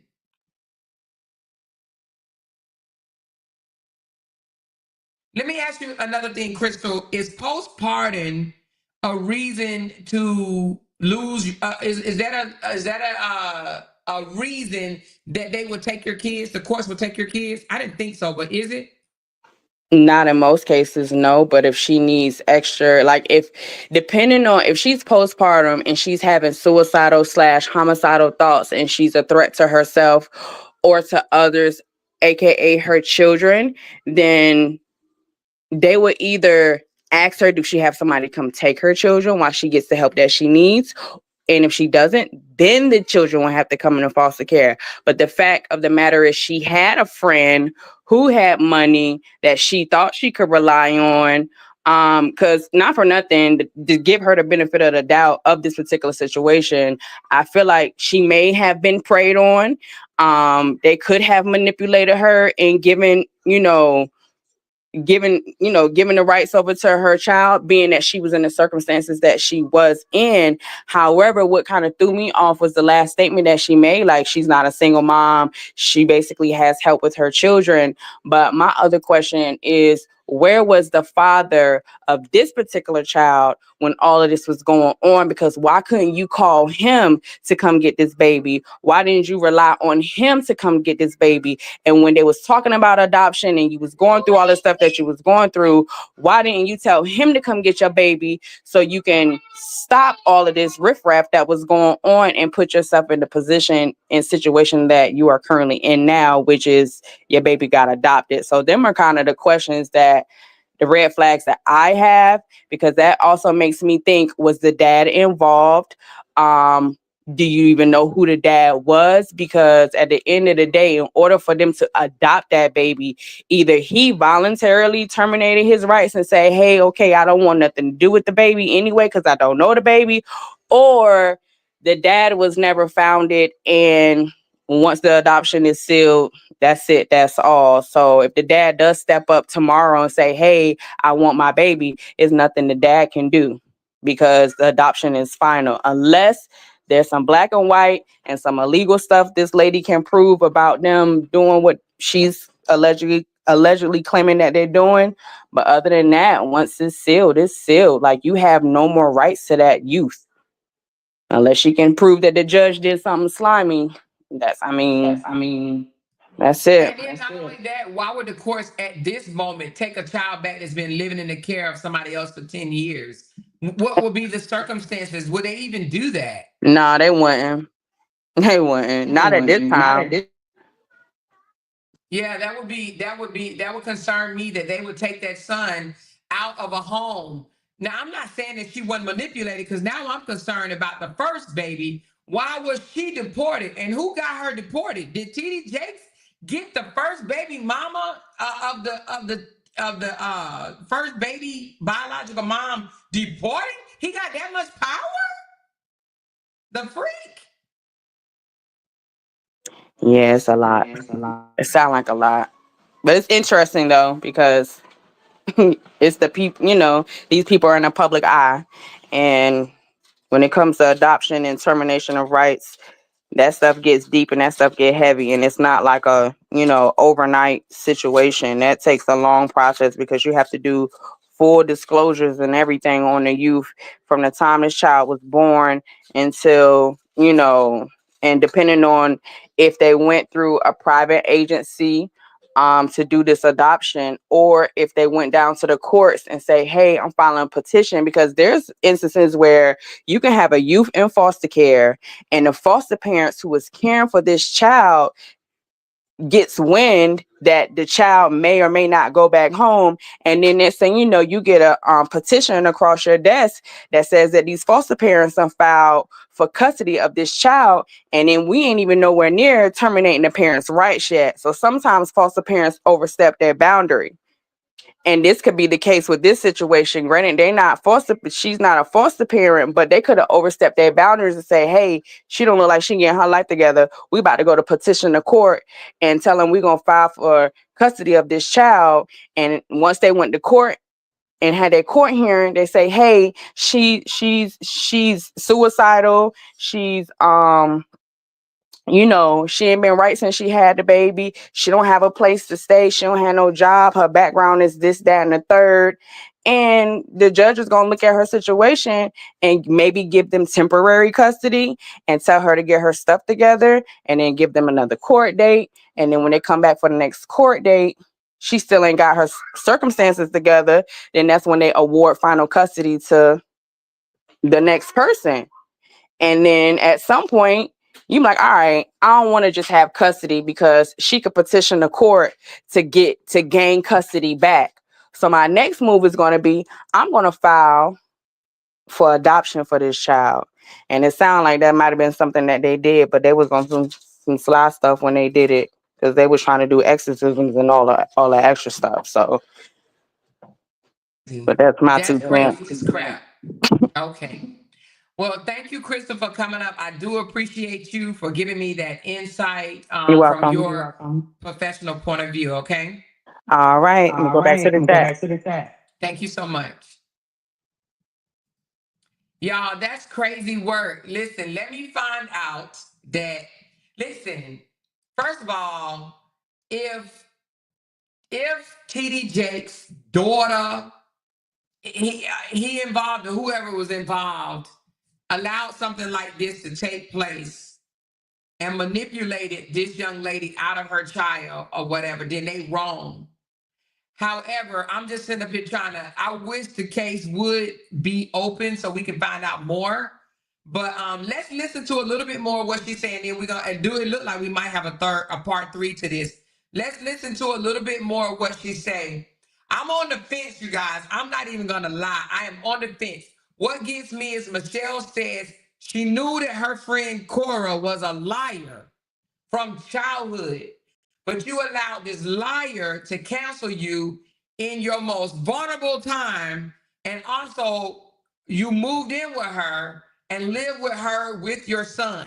Now I'm curious to know, where were some other kids? Were they with the fathers that she said are very much in their lives? And another thing, she said all her baby daddies, she didn't say those exact words, she said my kid's father. So all her baby daddies is an active part of their kids' lives. How many baby daddies she has, I don't know. But if they are active, where was this baby daddy? And then it looks like she's already had another child after she signed over her rights to this child. And now she wants all her kids back under the same roof. Now, I did see where Open Book said she had been fighting behind the scenes for her child, but it only became public when it went viral, and then she put a name on it. Because before it went public, she hadn't told anybody that it was TD Jakes' daughter. I think that she was just outwardly saying she want her child back and that she lost her child, but she wasn't, am I right, Open Book? Was she not just announcing that it was TD Jakes' daughter until when it went viral? She said, okay, yes, it's TD Jakes' daughter. Is that what happened? Because you said she's been fighting behind the scenes to get her son back without letting anybody know. But when she came to the internet, it went viral.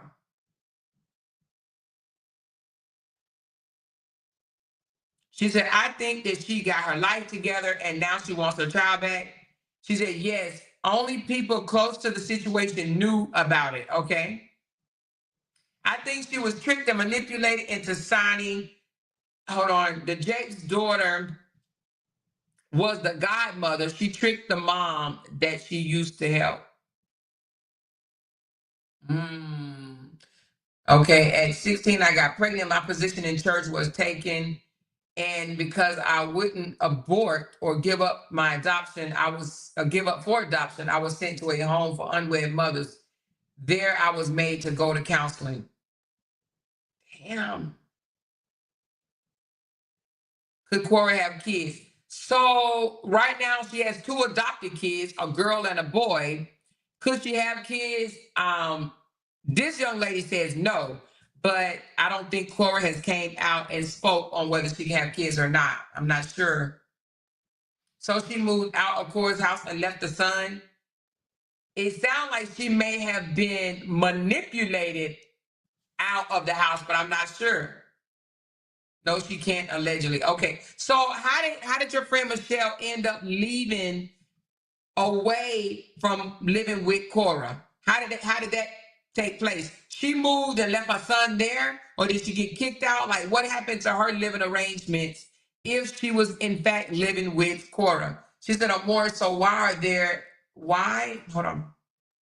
So Amora, why was she there? She had the baby. When she had the baby, I think they discussed all of this when she was pregnant, just my opinion. Open book. So she came from the hospital and moved directly into the house? Okay, so she said Cora has said that she can't have kids. Okay. She said the psychiatrist and the CD and the DCFS were in cahoots together. The psychiatrist responded that I was manic depressive, homicidal, and a threat to my child. Miss Tanya.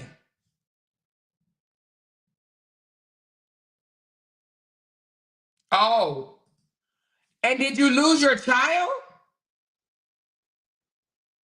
They tried taking my baby because I'm nosy and was listening at the door. I heard them. I ran away from the house. Oh, they tried to take your baby too, and you ran away. She said, y'all, please don't get mad at me. But the church does a lot of condemning. Why is it when they holler, when they're holier or holler, come as you are? When they holler, come as you are. That come as you are is bull crap. Okay? They want to perform an exorcist. They want you to be like them. Let's listen to a little bit more of this situation. So I'm not gonna listen to the whole thing today, just a little bit more because I want to gain a little bit more insight, and then we'll stop in about 10 minutes and finish tomorrow or the next day. For her child. They're after me for fighting for my child. They're after me for setting fire to the blaze. But y'all should be mad at yourself for touching the Ark of the Covenant. And I use that as a metaphor. The Bible says, touch not my prophet and do no harm, neither the heir. You not only touch me, but you touch my child, which is an heir. And I am a prophet. I do dreams. I do have dreams. I do get words and visions. And just because I'm not walking in my calling doesn't mean that the gift was taken. Yeah. Understand? So you touched me and you took my ear and you're surprised about what's Open book. I have a question. Is your friend married? She got 5 kids. It sounds like it might be by 5 different baby daddies. I'm not sure. You can tell me. But she says she's a prophet. Like, I ain't trying to judge nobody. But what's going on with the having of the kids? now. Speaking of air. It's crazy. Speaking of air, let's get down to it. So she's never been married? NDA. I read an NDA that Cora Jakes. Okay, so the NDA, this about to be juicy, I'm assuming. Okay, let's hear about the NDA. Had you to sign 2016. Am I correct? Let me give a time. July. Your baby was born in 2014. 2 months after he was born, she had me sign paperwork. Maybe she had you. No, let me take that back. She had you sign it in 2015. 2015. Okay, so your baby was born in 2014. Listen, y'all, this ain't no hearsay. We talking facts. From the documentation that I saw, she had you sign an NDA as an employee in 2015. But let's back up. Cora identified you as being postpartum.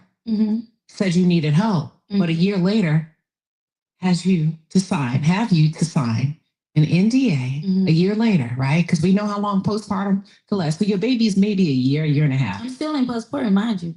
I'm still in PPD. Wow.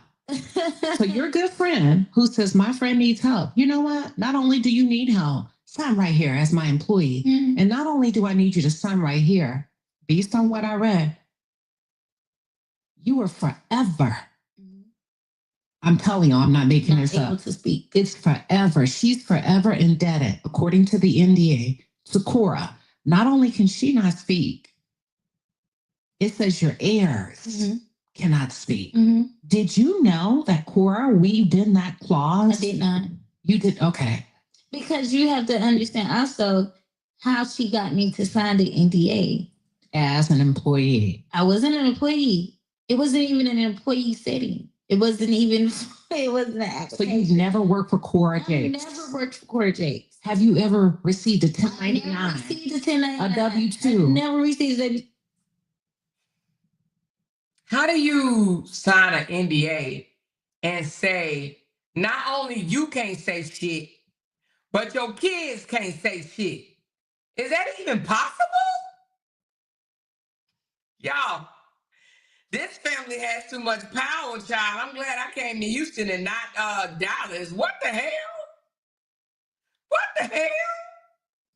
Has she ever, like, you take out the trash and here's the check? No. But yet she tricks you or coerces you into signing an NDA as an employee. Everybody that day to sign. If I sign an NDA at that house, then everybody in that house, I guess was an employee of CJC Ministry. And you've never received the paycheck with I any ain't never of that. received not another, and I wouldn't even accept it.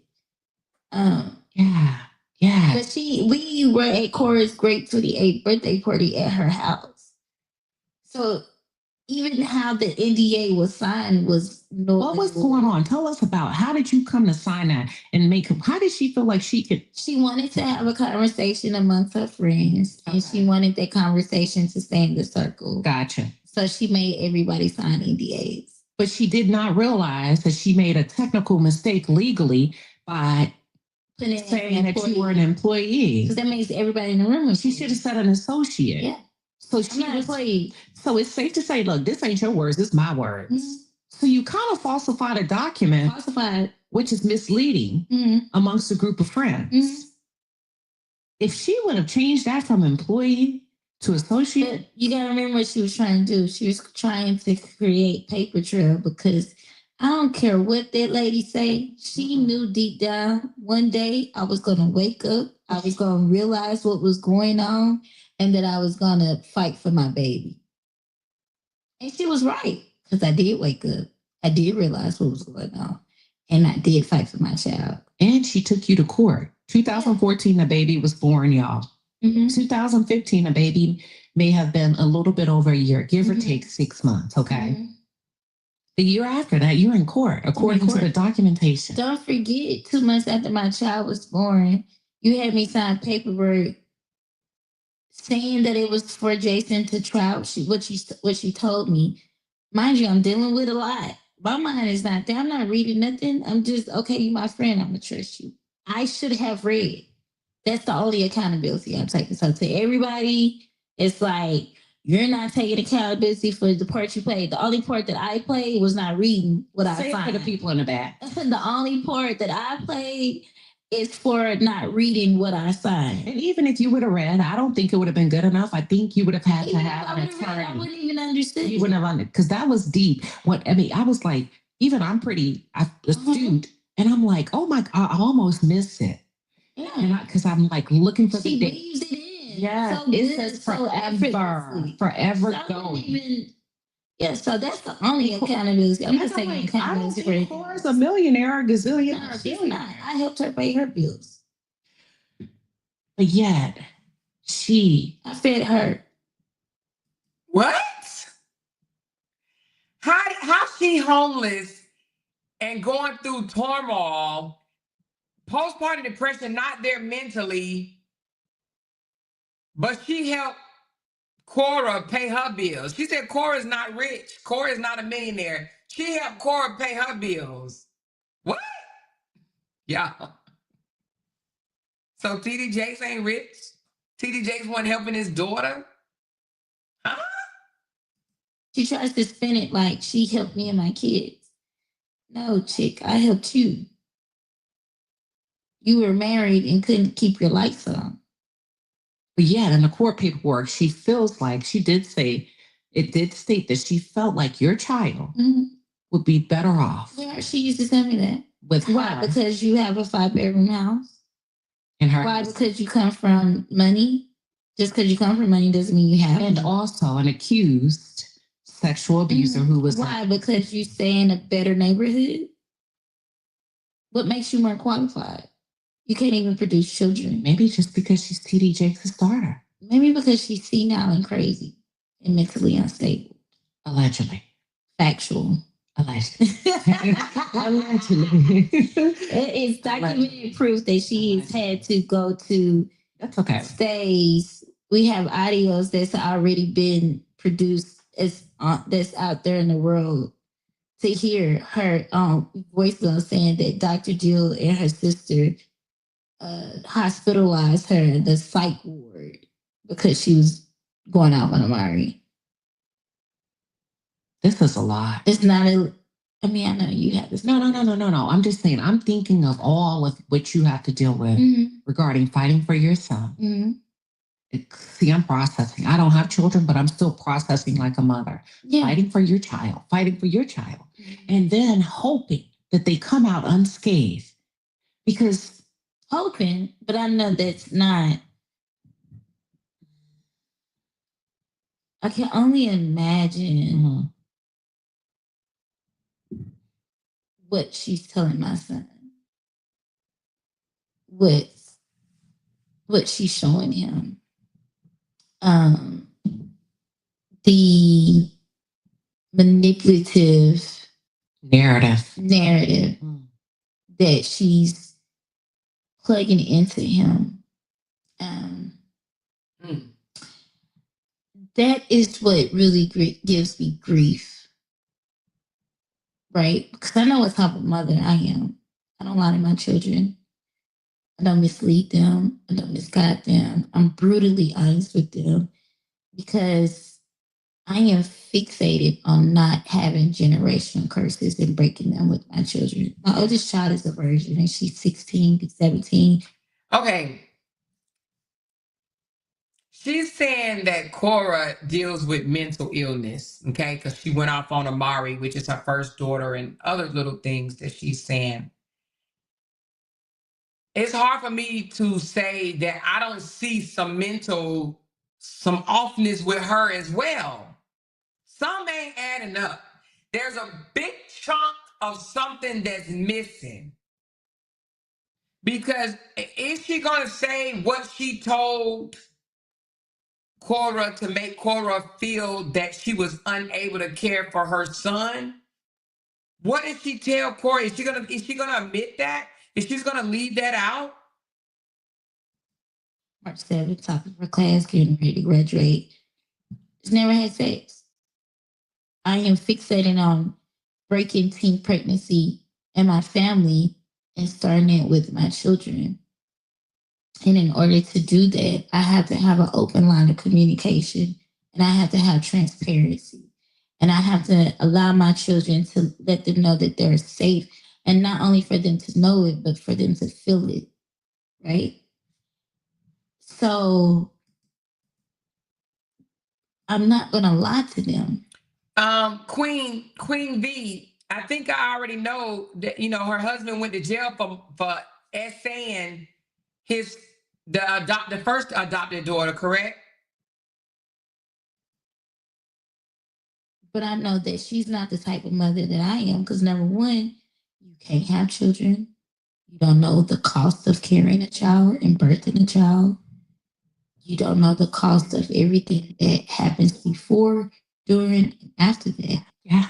Well, she can't know biologically because she hasn't. No. And that's just not specific to Cora. That's specific to any woman. We can get close. We can get close. But until you really have that actual biological experience, there's always a piece missing that just comes natural to the process. Speaking of, you talked about your I don't agree with her on that at all. She's saying that until you birth your own child, you don't have what it takes to understand, I guess, what a real mother child connection is. I don't agree with that. My adoptive dad never had kids, and he raised 7 kids that was not his at all.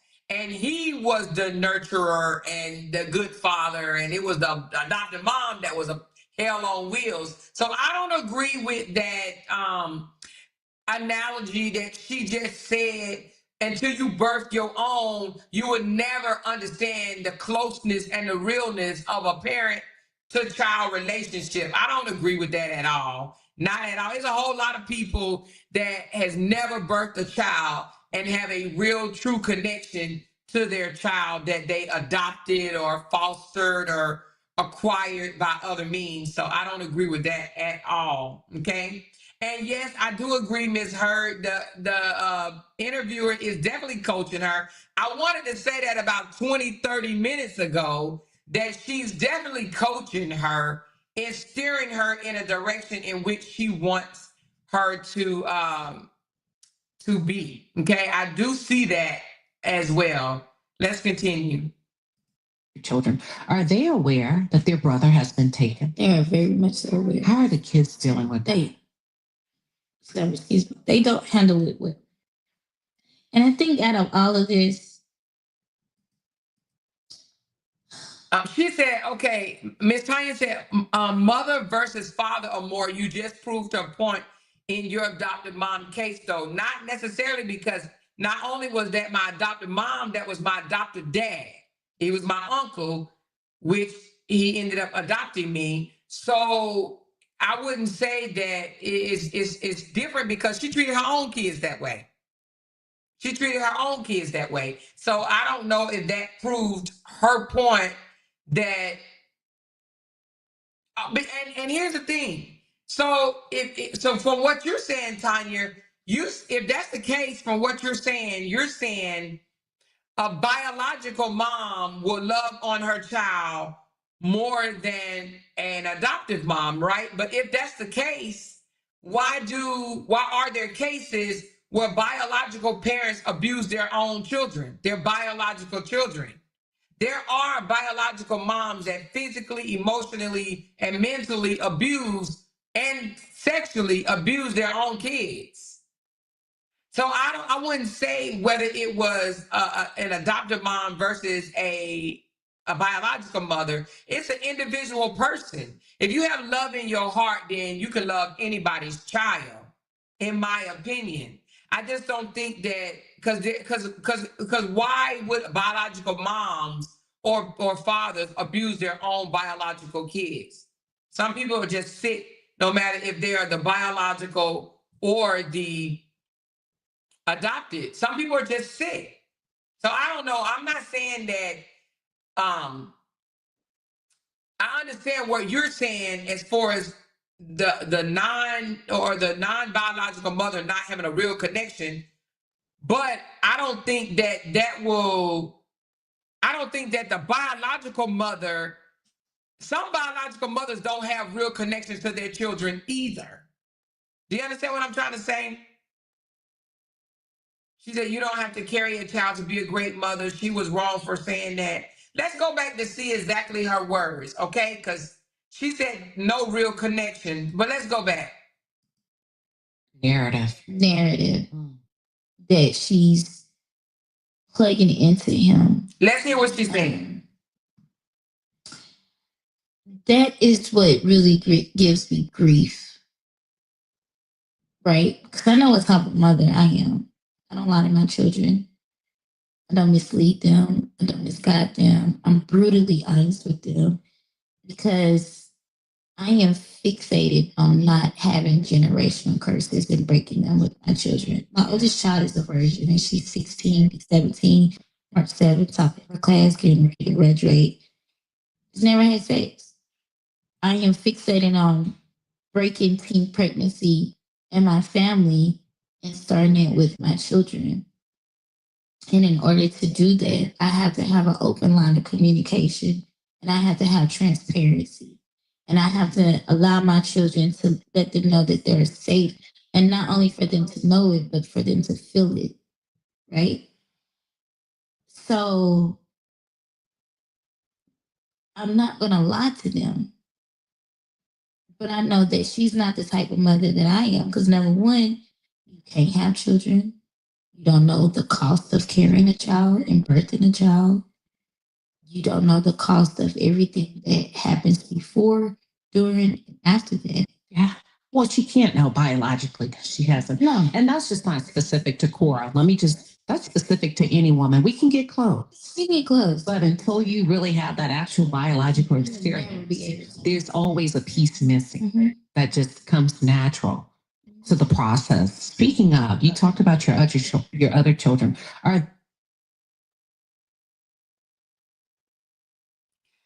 Okay, she's saying until you have your own biological child, there's always a piece missing that comes natural. Do you guys agree with that?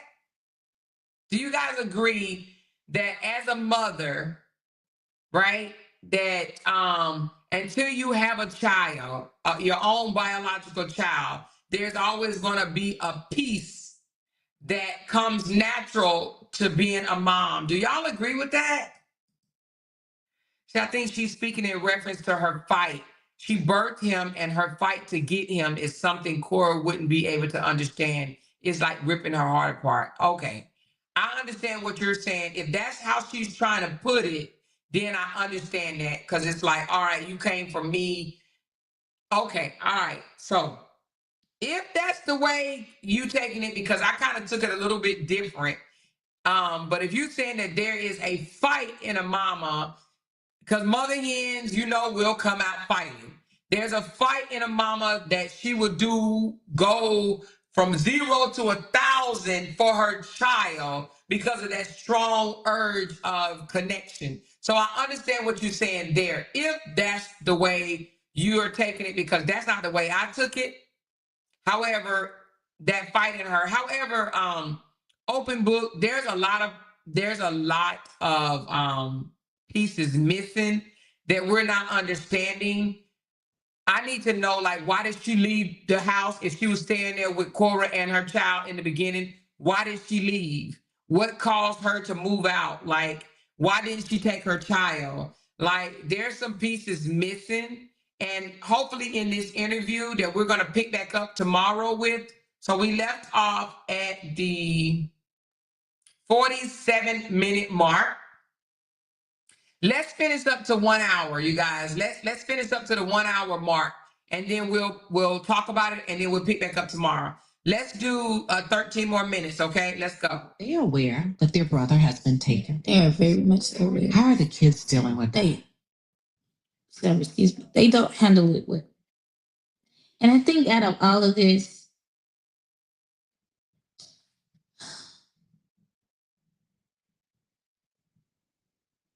sorry, Take your time.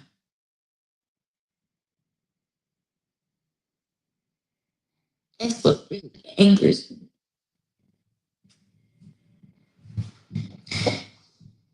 You're so damn selfish that you don't think about the kids and how it affects them. Yeah. Because it affects them. Because they know their brother. They've been around him. They won't even let me forget him. When we pray, they have to include their brother. I can't tell you how many times I could just be, cleaning up or just sitting in the room or doing something. And it's maybe Creed or Jaden or even Liam. And Liam was a newborn. Mom, I miss Jason.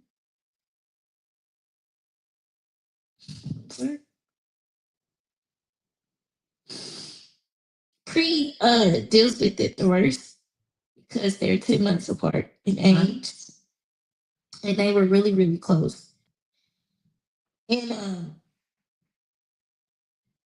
it's even worse now because she let me see Jason and she let me talk to him.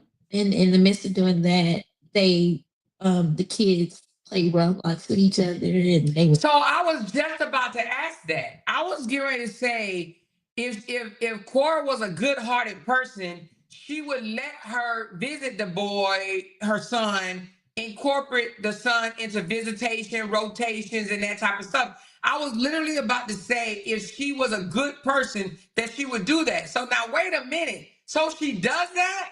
What is Michelle's beef? I understand that you guys are like, oh, it's her child. She should have custody of her child, blah, blah, blah, blah.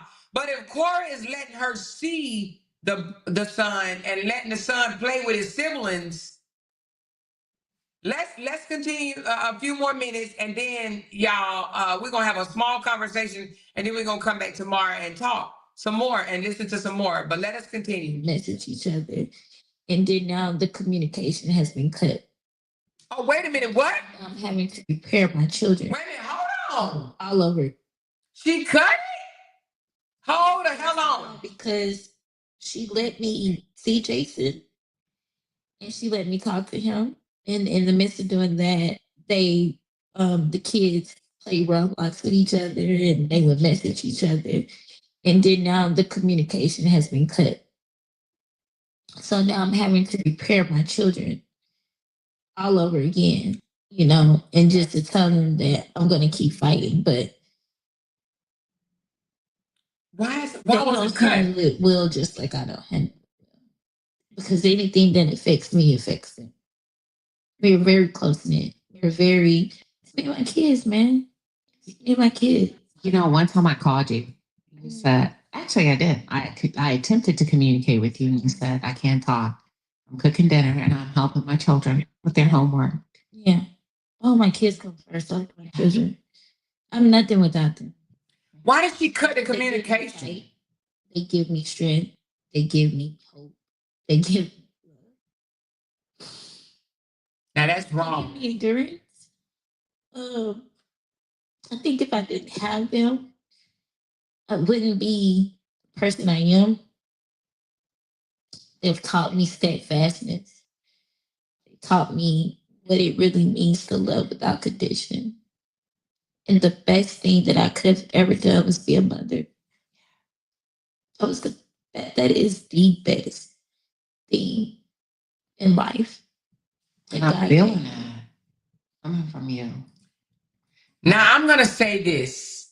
If a mother, a biological mother, is not on drugs, in the street life, and when I say in the street life, I mean with crime and violence, negativity. If a mother is not in that type of space, I don't see why she would deny her to see the child, visit the child, especially if it was already going on. If the boy knew that this is your biological mother, these are your biological siblings, and then to cut it off, I don't agree with that whatsoever. Unless we're not finding out something like, is this girl is on drugs or something? Is she back into the criminal life? Like, tell me something like that. Tell me that she resorted back to the street life. Tell me that she resorted back to criminal activities. Tell me, why did Cora stop communication with the biological mom and the child if it was already taking place? Why? That's not good for the child. I think it's because I come from a broken home. And what does that mean to you, broken home? Because I know what it means to me, but everybody has a different meaning. What does that mean to you? Broken home means my dad and my mom weren't together. They were not together.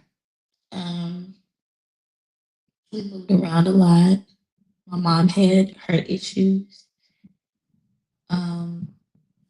We've had our issues. We didn't have a lot. I didn't grow up with the best of the world. I didn't grow up with the silver spoon. But as I got older, I understood that my mom did the best that she could do with what she was given. It doesn't make it right, doesn't make it wrong. No. It's neither. It's just she did the best that she could do with what she was given. Mm. And it's a lot of ways my mom handled us that I refuse to take into motherhood. And I believe that I'm also the mother that I am because of how I was raised. Yeah. And the conscientious decisions that I chose to say, I'm not going to do this with my children. And the reward of that, of how I benefited to the open relationships we have, to my oldest daughter, how she is, and how we're like, that's my girl. We grew up together. I had her when I was 17. We talk about everything. And I didn't have that with my mom. I was too scared. I felt like she would always like just throw the Bible at me. And sometimes you need real life. Sometimes you need that natural teaching. Just that natural, genuine affection between a mother and a daughter. What she's saying is so true, and a lot of preacher kids don't even understand that. They always say things like, just pray about it, go to God with it, just always want to throw the Bible verses and quote scriptures to them instead of just being genuine and natural with their children. They don't even understand that can harm a child over time, I didn't have that with my mom. So I have been intentional of having that with my children. And it makes a world of a difference when you make your child feel safe, when you make them feel like even if they did something wrong, that they can still come to you, they can still talk to you, they can still get advice. And I don't talk, I let them talk. I listen to them, to hear them. I let them know that they matter, their feelings matter, how they think matters. You matter, because when I was younger, I felt like I didn't matter. I felt like it didn't matter what I say or what I did, that it wouldn't be any understanding. So I couldn't go to her and talk. You know? I'm gonna just say this. You were a breath of fresh air. Thank you. Because I believe when I first read your story about a year ago, maybe a little bit over a year, I read it and it was like out there in the media. And I remember a friend and I getting into a debate because we're both TD Jakes supporters. Both hardcore, especially me, since I was like 18 or 19. Mm-hmm. And I remember the first book that I picked up by TD Jakes was called Daddy Loves His Little Girls or something like that. Girl, that used to be my book. That book saved my life because I was just coming off of a attempted suicide at age 18. And I was in college and I that emotional. What year was it? Huh? What year was it? I think 1996. It had to be 1996. You see what I'm saying? Mm-hmm. So that book taught me a lot about myself as a young girl. And I didn't know that God could replace the physical aspect of a father. Mm-hmm. And that book just released me to be hopeful and just to hang on. And really, I started to kind of get more curious about God because, when you think about traditional, how we're brought up in the church, I was brought up to fear God. And that book gave me permission to establish a relationship. So my friend and I, we got into a debate. I was like, no woman would make this up. And to me, it doesn't matter if it's TD Jakes' daughter. Right is right, wrong is wrong. And as I went deeper, there was some critics that were trying to paint a different picture of you. And talking to you, being in the room with you, communicating with you. Like I said, I'm pretty astute. It has been so nice and a breath of fresh air. And I'm like, she's none of that. But I guess you would have to try to paint that picture of her in order to. Open book. What was her charge? What felony was she accused of doing? Do you know? If you want to share it with us, what was she charged with? To clear your conscience. To make it okay. To justify the wrong that you've done. To justify the wrong that you've done. To justify you wanting to keep supporting these people. I don't know. That's why I always say the truth outlives a lie. Yeah. I don't have to force anything. And I don't have to remember what I said because it's the truth. It's the truth. My grandma used to say, baby, you don't have to practice the truth. You don't have to practice it. I'm not gonna. It just, you tell a lie, you got to tell it over. Remember, when you tell a lie, you have to remember the lie that you told and tell it over and tell it over and over and over again. And it doesn't matter how much you tell the lie. Every time you tell it, it's gonna be a different story every time. Yeah, and I saw that in your. I can almost guarantee you. This boy is 10 years old right now. I can almost guarantee you he will look for her at 18 years old and he will go to her.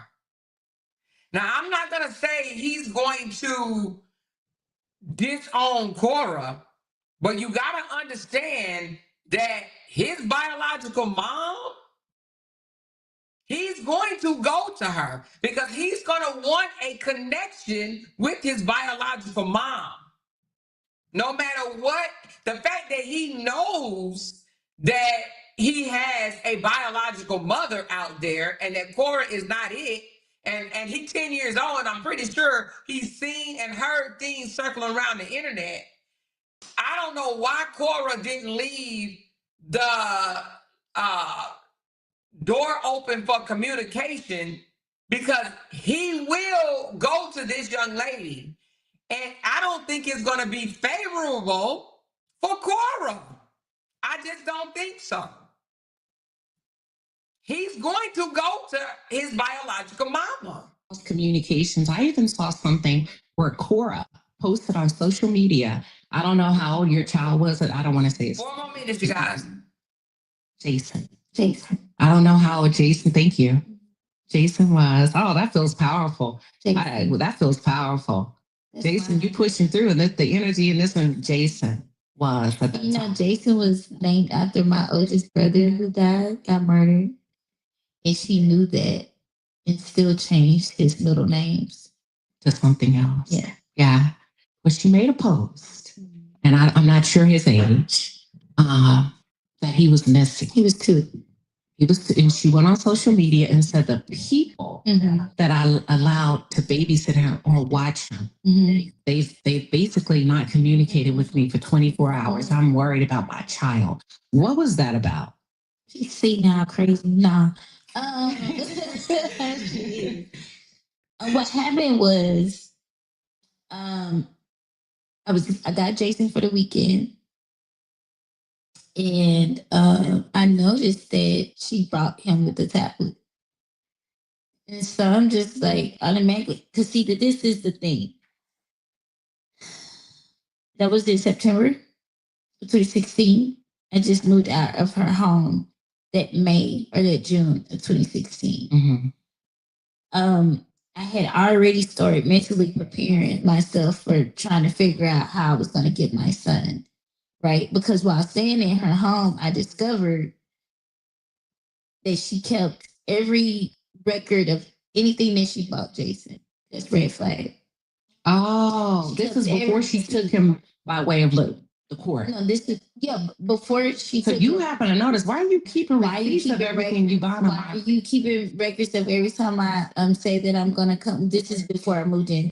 Every time I say that I was gonna come and I didn't, or every time that I was supposed to come, every time that I didn't come, every time that I did come, she like kept a log, and then she made sure to inform somebody. See, now that's creating witness. She's very strategic in what she did. It sounds like, could it be that she was being coached by somebody? Do you think she was being I coached, think or she she was was being doing a coached coach? by Galena White. Allegedly. I don't know, because the same way Cora got Jason is the same way Galena White got her adopted child. Okay. So you okay? Oh, yeah. So I don't know if I want to say allegedly. We can say allegedly, just in case she wasn't. But she was. Allegedly. What? So you suspect that she had another woman who may have been coaching her. Galena White told me after she did the exorcism on me, she told me and said, I can smile about it now because I know what the end is going to be. So don't get me wrong. It still hurts. It's still a wound that's healing. But it's just like, damn, Michelle, you couldn't see that shit. That's how I be thinking in my head sometimes. But I couldn't. Galena White told me after they did the whole spiritual ritual, she said that she saw my son in heaven sitting on God's lap with Brandon and Cora, her chocolate drop. And that's how she knew that God said that my child wasn't for me, that my child was for them. But now when we're going to court and I ask her, then you say, oh, I can't recollect. Okay, fast forward 6 years after court, you make a post on Jason's 6th birthday. I saw that. Saying exactly what you said. What I said, and then I commented. So you did say, because you did that. It's documented. I saw that. Documented. I saw that. You did that. And wait a minute. You did that. They did that. So I believe that that's who was coaching her and guiding her on what to do and how to manipulate the situation or the circumstance. But I also believe that's attributed to whatever Cora was telling her, because So she could have been operating on limited or minimal information, Galena. She could have been, but ultimately you guided her on how to take a child because period. You've done it. Your accuser has came out. She just hasn't came out publicly. It's funny you say that because when you think about the foster care system, we're in the state of Texas. You can literally foster a child and adopt by way of foster care without having to pay a penny. Cora can foster, but she can't adopt. Why? Why do you believe that is? Because she's mentally unstable. So there's a history, documented It's a history. Is that what you're document- saying? Yes. Of mental health. Yes. So that The state of disqualifies Texas, her this automatically from being. She has been to psych wards because she has threatened suicide. Okay. When it comes to that, it takes you. So you She might would have- never ever be So- able to legally adopt a child. So how did Judge Faith, whoever this is, am I Right, remembering? Justin? Mhm. Remembering? I remember these things. How does she feel? How can she be mentally ill and not able to adopt a child, but adopt a child? Huh? One more minute, you guys. One more minute. But that was okay to sign your child, to take your child. But when you are a paid lawyer, also a member of the church, also a board member of the church, Almost like similar to nepotism, just utilizing the powers that be. To just, A board member of the church. dude, I don't think you stood a chance. I didn't.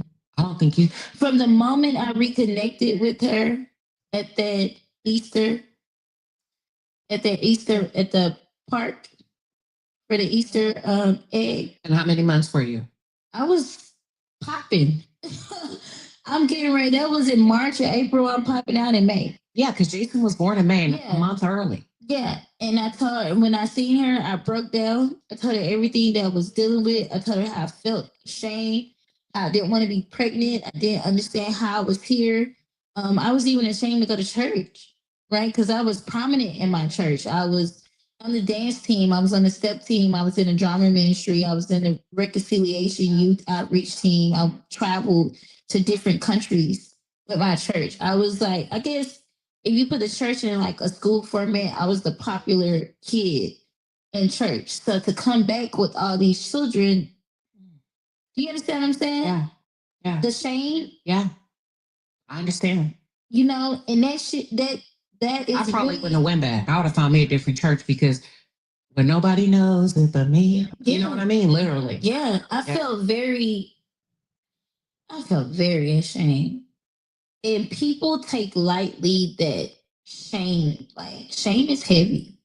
It can be. Shame can be very, very heavy. Especially in a religious In organization. a religious organization, shame can be very heavy and dark.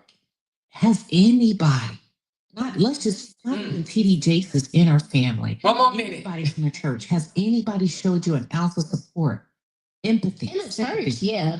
Okay, great. In Okay. the church, yeah. Because I'm It's like, people yeah. that when I came out with my story, they came out and supported and said she's not lying because they were there. You know? And you were going to say that Cora Jakes said something in the hospital or the Not in the court. hospital. Was it the The court? court. So what did she say in the courthouse when we talk about Cora Jakes, which is the first lady of the Potter's house? You said she said something in the courthouse. When I said, did anybody acknowledge you? So it was Sarita, it was Cammie Gardner, which is her right hand lady. I would say her person that aids and invades behavior, does her dirty work. They're really, really close. She was there, and it was my mom.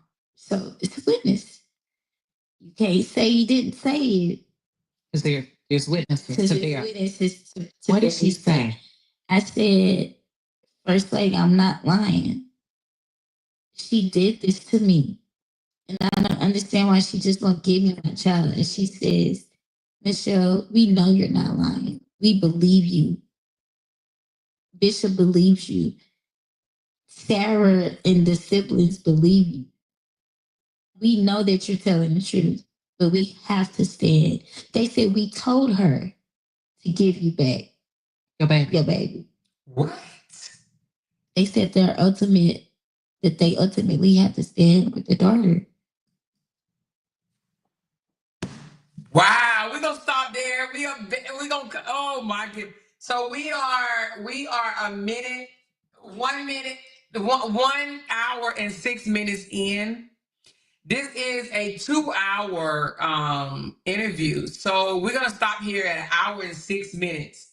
Y'all, it is so many holes and like what the F is going on One of the things that's blowing my wig back. Hey sis, I see you in here. One of the things that's blowing my wig back is, so you mean to tell me the lawyer was on the board in the church, and so is the judge? Is what I'm hearing? The lawyer, the judge. Next, they're going to be like the limo driver and the doctor, the nurse that administered her medicine, and the doctor that delivered the baby. What? So it sounds like if she is telling the truth, of course, I don't have no proof. Unless the young lady wants to come on the show, she's welcome to come on.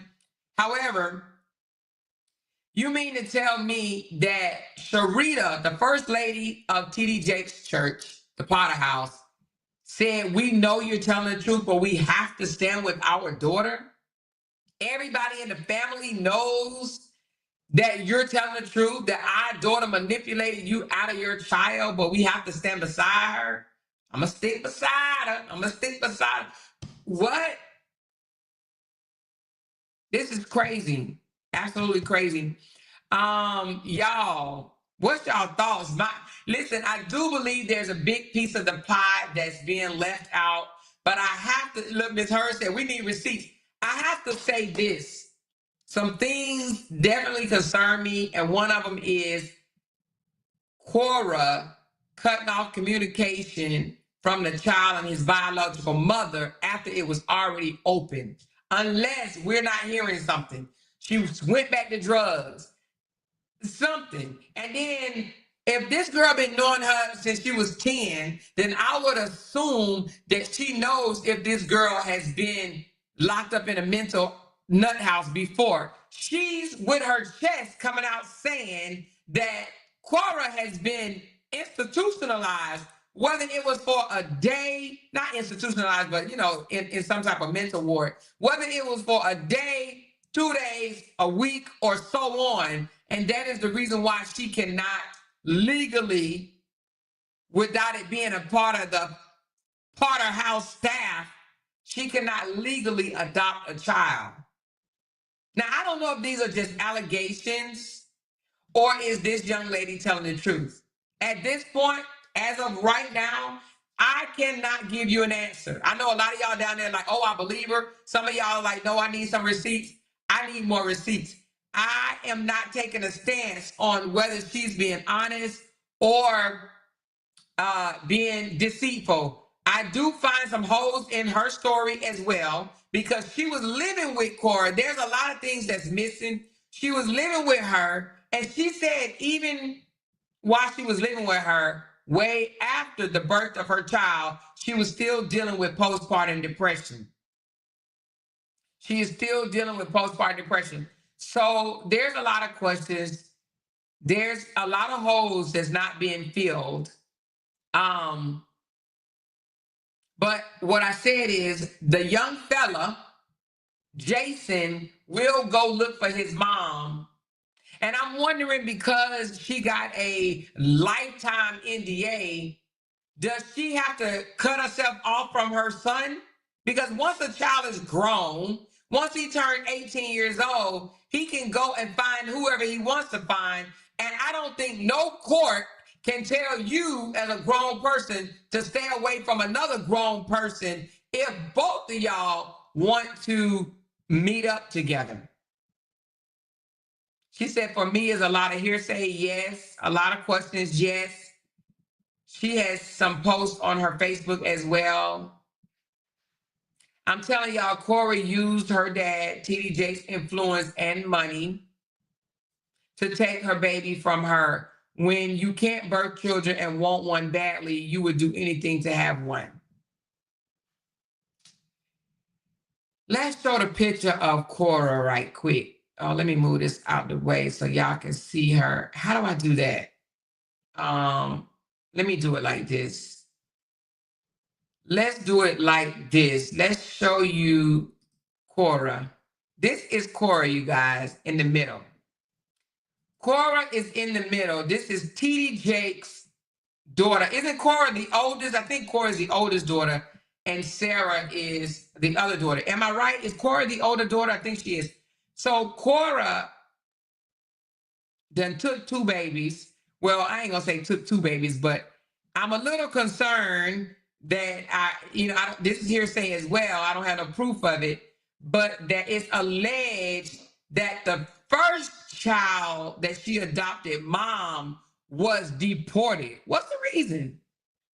She said Larry Reed also did a live where he showed how Cora had dolls she collected and named them. It was cringy. Well, I know some grown-ups that have baby dolls.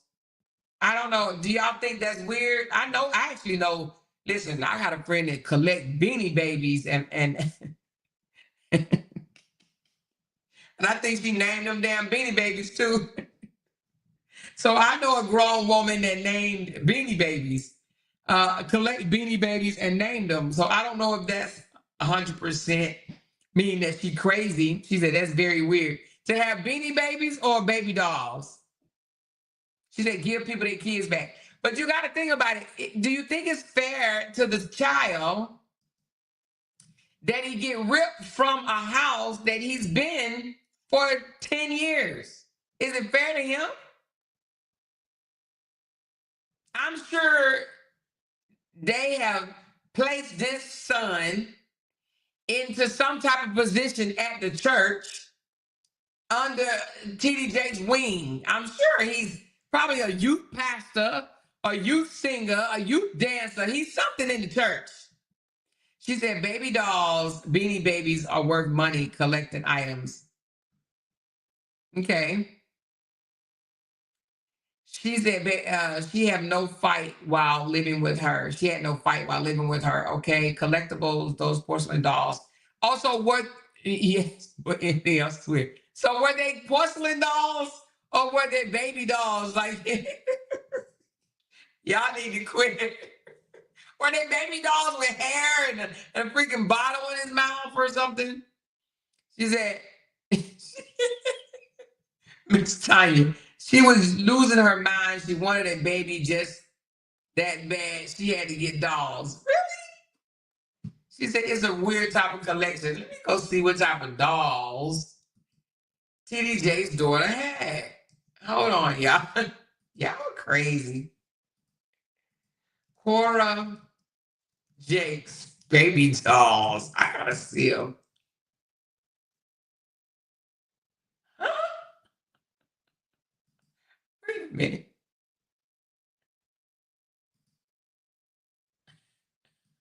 Is this true? What?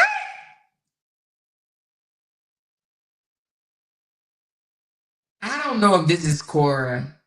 This can't be her. This got to be somebody else. Cora Jakes, unless this is people picking at her.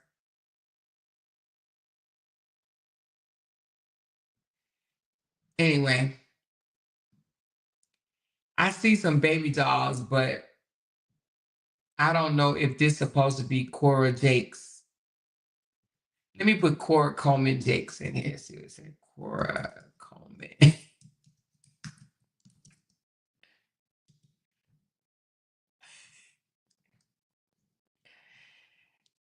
This can't be it. Is this it, y'all? This can't be it.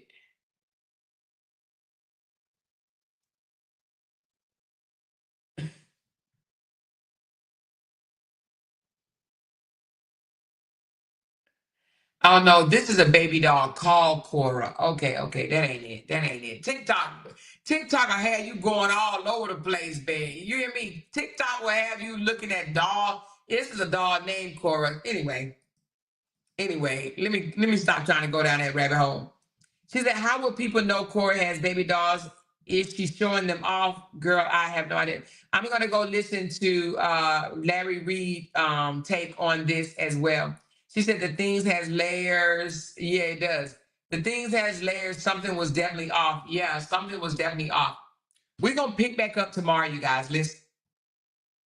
I'm gonna go listen to 2 lives. I'm gonna go listen to the interview. I'm not gonna finish listening to this, and we're gonna finish this one tomorrow. But I'm gonna listen to what she did on Tasha K, And I'm also going to listen to Larry Reed, what he said about it. And so when I come back tomorrow, when we listen to the other hour of Michelle's interview, I will be able to provide more insight. As of today, I cannot say if this girl's story is real or not. There's definitely holes. There's definitely questions that need to be answered. Something is off both ways, though. Something is off with her, for me, and something is off with Cora. Because having to sign a lifetime NDA to where you can't say shit, your heirs can't say shit, like who does that? And somebody put in the comments, well, have you read Diddy's NDA? No, I have not read Diddy's NDA, but why are people doing NDAs saying you can't never talk, neither can your kids, neither can your kids' kids? Like, what is going on? What is really going on? What are you hiding? And then to snatch the plug and stop the open relationship between the biological mom and her biological son. That's red flags to me. Red flags, okay? She said at some point the mother has to get her life together. And it sounds like maybe she has it together. I don't know. Let me just find out, okay? Let me find out. She said, yes, something is definitely off. The NDA, I understand because it's common for prominent figures to not say nothing and the kids not say nothing either. She said, my 20-year-old daughter tells me about this. This lady's story is true. Okay, that's what I think is happening with some people. It went too fast. There's too many questions, okay? TikTok will have you going down a rabbit hole. Absolutely. That's what it just had me doing that. It just literally had me doing that.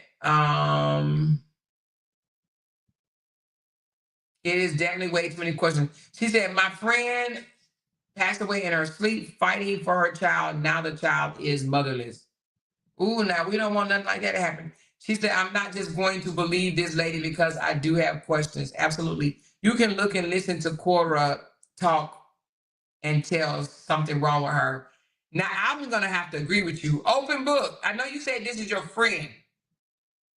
But wait a minute, hold on. Now, I've never heard Cora talk. So where can I find Cora? Never mind. Let me go listen to Cora talk. So you saying that you could tell that something is wrong with Cora? Because I'm thinking something wrong with this young lady too. They both kind of look off. Brainwashed or something. I'm gonna go listen to Cora.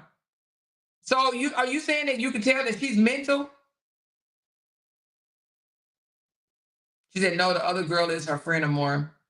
Remember, money talking, bullshit walk. That's an absolutely true ass statement. You hear me? Friend as in we have come to know each other over the past couple of years. Gotcha, open book. Gotcha. The NDA is the reason it don't make sense. She can't tell it all.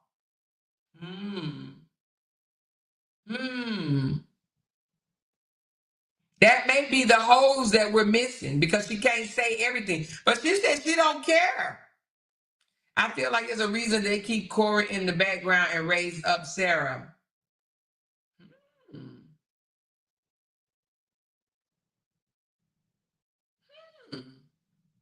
I never really followed TDJ like that. I mean, I listened to some of his little small clips. I've never listened to no whole sermon. I would listen to little small clips that people would post for like motivational reasons. And he has some good motivational clips that that people have taken out from his sermons that I like, that I enjoy. But I never really peeled back the onion of his whole entire family. But something ain't right because I know preacher kids tends to be a little wild or little different. But his kids, something is going on that went on in that house because you got a child that flashed the police. You got a child that got pregnant at 13, and now you got a child that allegedly then manipulated and took a damn child. So, yeah, she said, yes, Cora has mental problems. So wow, well, the apple may not fall that far from the tree, the damn tree. So we're gonna have to find out what's really going on. Okay. So we'll be back tomorrow at 7 my time, 7 Central, which is 8 Eastern Standard, and talk more about this story. I'm going to be doing 2 lives a day, one at 1 Central and one at 7 Central, 1 and 7. The one at 1 is just going to be a daily vlog of Cora and Nancy, okay? That's at 1. You can come if you want. If you don't come, I mean, of course, I would love your support, but if you can't because you got to work or whatever the case may be, you can always look at it later. Ooh, I'm spitting all over my microphone. You can always come and look at it later. But please definitely show up for us to finish this one tomorrow at 7 o'clock, okay? Hit that thumbs up. Let me give a big shout out to those that blessed me for this live. I do appreciate it because you didn't have to do it. So I definitely appreciate you from the bottom of my heart. Thank you, Binky Bink. Thank you, Lavette. She says we need 8 more for more to reach her goal. Thank you, Lavette. I didn't even see that you did that. Thank you so much. Thank you, Tawana. Appreciate you. Thank you, Tinker. She said, hey, I'm ready. Thank you, Nisi. She said, I hit the thumbs up, just supporting. Thank you, Nisi. Thank you, Platinum Bracelet. Thank you, Keisha. Thank you, Tasha. She said, talk about y'all lifetime. Ooh, Tasha, next time send 20, baby. Next time send 20. Thank you, love always. Thank you. I am Glenn for real. She said, great live, Amore. Thank you so much. Mrs. Hurd, thank you so much. Duke Poop, thank you so much. Keisha Coleman, I birthed 1. She has 7 siblings. I fight and love them all the same. Okay. Thank you so much. And Open Book, she says, bring Jason home. Thank you so much. Open Book, I do believe that Jason at least 18. Now I don't know if they have it to where at 16, if you can masturbate yourself in Texas. I don't know how to read up on that. But at 18, I do believe that Jason is going to reach out to his mom. I know that's 8 years from now, and I know she ain't trying to wait 8 years, but I don't really think that a judge or a court, unless there's something else that we don't know, I don't think they're going to overturn an adoption where the kid has been in the care of another parent for 10 years. That's a long time. That's a long time. She said, that's what we said, Amore, send more next time. Yeah. For the person that, listen, if y'all want to say something slick to me in a super chat, just make sure it's bigger, baby. Start at $10. If you want to say something slick to me, start at $10. 10, 20, 30, 40. I take 50s and $100 too. I love red. I love red. So if you want to say something slick to me, I don't mind. Just make it big. Make it stand out. Make some noise in this mofo, okay? Listen. Hey, today was a good day. She said, emancipate. Yeah, he could at 16, I think. Or maybe even 15. I don't know, maybe 18. I don't know. I'll have to find out the Texas laws. I don't know. She said you can leave home at 16 and nothing your parents can do in South Carolina. Not sure about Texas. 16. Okay. In South Carolina? She said, Amora, we told her nothing less than 100. Okay, well, y'all heard it from Tanya. If you want to say something slick to me, you're going to have to put it in $100 super chat. And I'll read it out loud for you, boo. You know what I mean? Anyway, today has been a great day. Today has been 2 positive lives. I'm going to keep it going because it just feels so much better. You understand what I'm saying? It just feels so much better. Your blood pressure ain't all up. My blood pressure don't get up no way, though. But thank you guys for showing up, showing out. Tomorrow, don't forget, 1 o'clock, we're going to start vlogging on Cora and her sister. And 7 o'clock, we will be back again talking more about this situation. Okay, you guys? Hit that thumbs up button on the way out and share. That helps me grow. Share it on Facebook. Share it on Twitter. Share it on Instagram. Share it on your YouTube channel. Share, and share again. Thank you guys so much. She says, and we need to talk about Cora X too. We talk about Cora X all the time, Sandra. All right, you guys, hit that thumbs up button and I'll see y'all tomorrow. Bye. Because they can't make $1 without mentioning down one of our names. Jay! She kept talking about We that got these family. hoes over there about She kept man. talking about that family. She kept talking Internet about that gangsters. family. She kept talking about that family. She kept talking about that family. That family. She kept talking about that family. Talking about that family. These motherfuckers don't be wanting to listen about. Because they can't make a dollar without me. Now one of our names